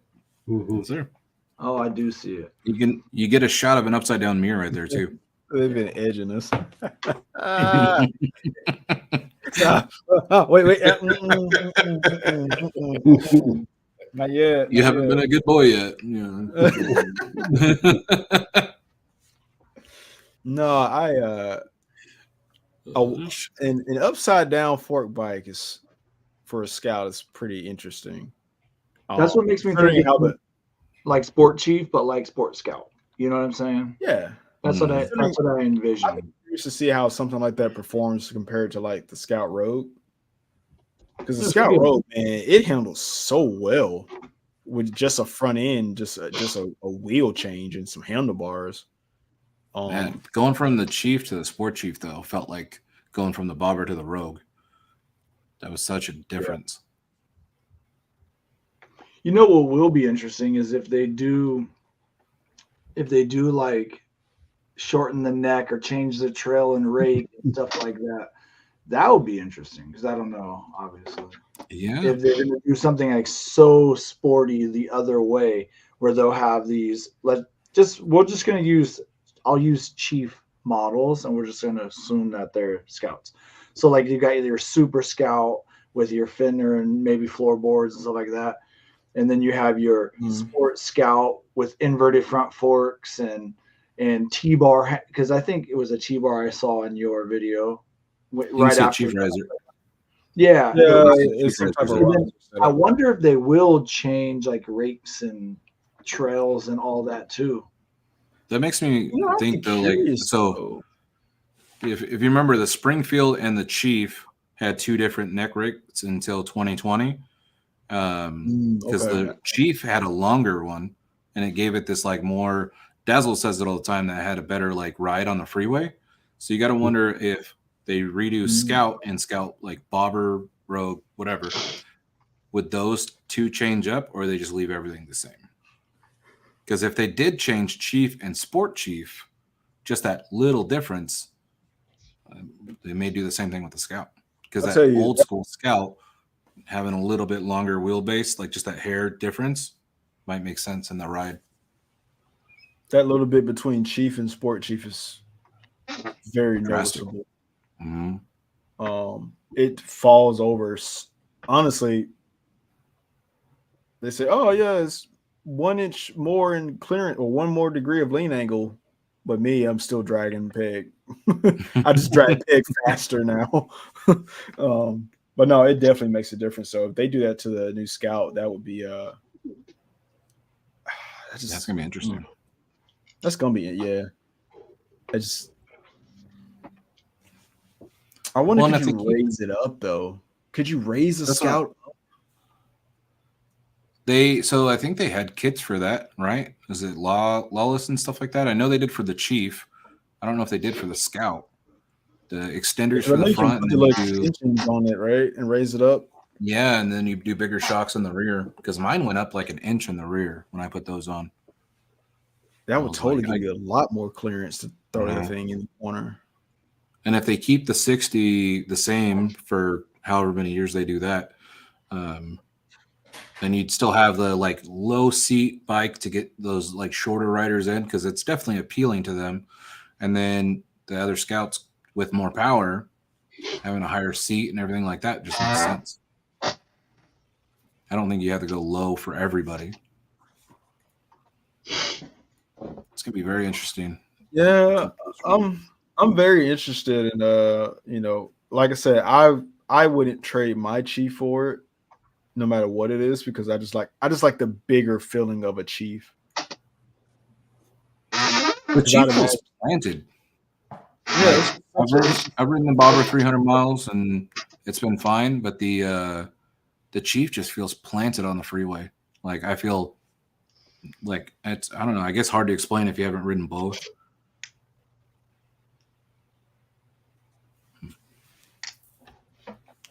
Sure, a new casting will be expensive. More rear suspension on the Bobber models would be good.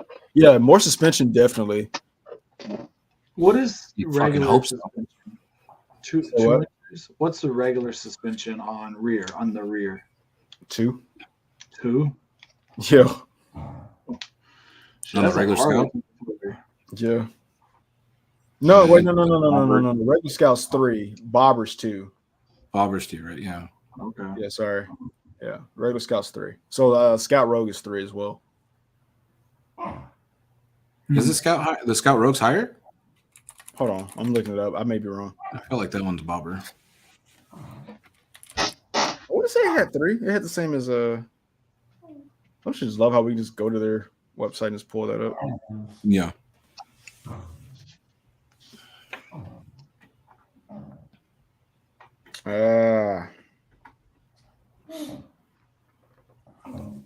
Suspension. Yeah, it's 2. Okay, there you go. Thanks, David. Yeah, David said the same thing. Unless because if you upgrade it, I think the Fox shocks and all that give you the extra because mine went up roughly an inch, I think. Yeah, I'll tell you this though. Even with the 2 inches in the back, the Scout Rogue felt to me like it had more because of the front end. The front end soaked up more bumps than that knobby tire on the Bobber. Yeah, because that slam. I haven't had knobby tires on there for a long time.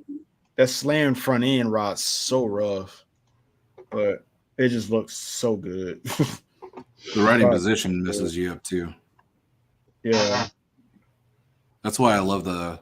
Well, you've ridden my bike. The Mini Apes was a game changer to go long distance. Yeah. Yeah. Oh, geez. I don't know, man. I don't know. But I'll tell you what, it's 2 a.m. here, and I got to be at the gym at like 8. So I'm going to probably. Yeah, it's 2 a.m. here as well. So I was only supposed to be on here 30 minutes. Yeah? I swear. 30 minutes. Fuck it, 3 hours. Okay. Yeah. You guys hang back. Let's say goodnight to everybody. Or good morning. Good morning in fucking Europe. Thanks for stopping by, guys. We definitely have to do this again before it's like 4 years. So I mean, we could do it maybe. I mean, if we can make it work after the launch, talk about it. I mean, might have videos to do. I'm probably do one. So I'm doing the launch is going to happen, and then Thursday morning I'm heading to Arizona Bike Week, and I'm got 2 days to ride every fucking bike there. That's what you're I'm doing. gonna have this bike. Mhm. I'm gonna ride every fucking Scout I can find out of both demo trucks, and then I'm gonna go over to Harley, and I'm gonna go ride that shit too. Good for you. That's my goal. I guess I'll 'Cause I ain't throw got this out nobody there. going with me. What do you So got? they announced the bikes on August 2nd, and August 7th, I'm flying to Cali to ride these April? motherfuckers. So, yeah, April. April? Sorry, All I'm tired. right. I'll be out there in Cali riding August- them. Oh, you're going out on Thanks that for coming 7th by. ride? Keep Yeah. looking for everybody's content. They're just gonna keep talking if I let them. So, All right. hey, Hey, everybody. hey, hit What? me up, modded bobber.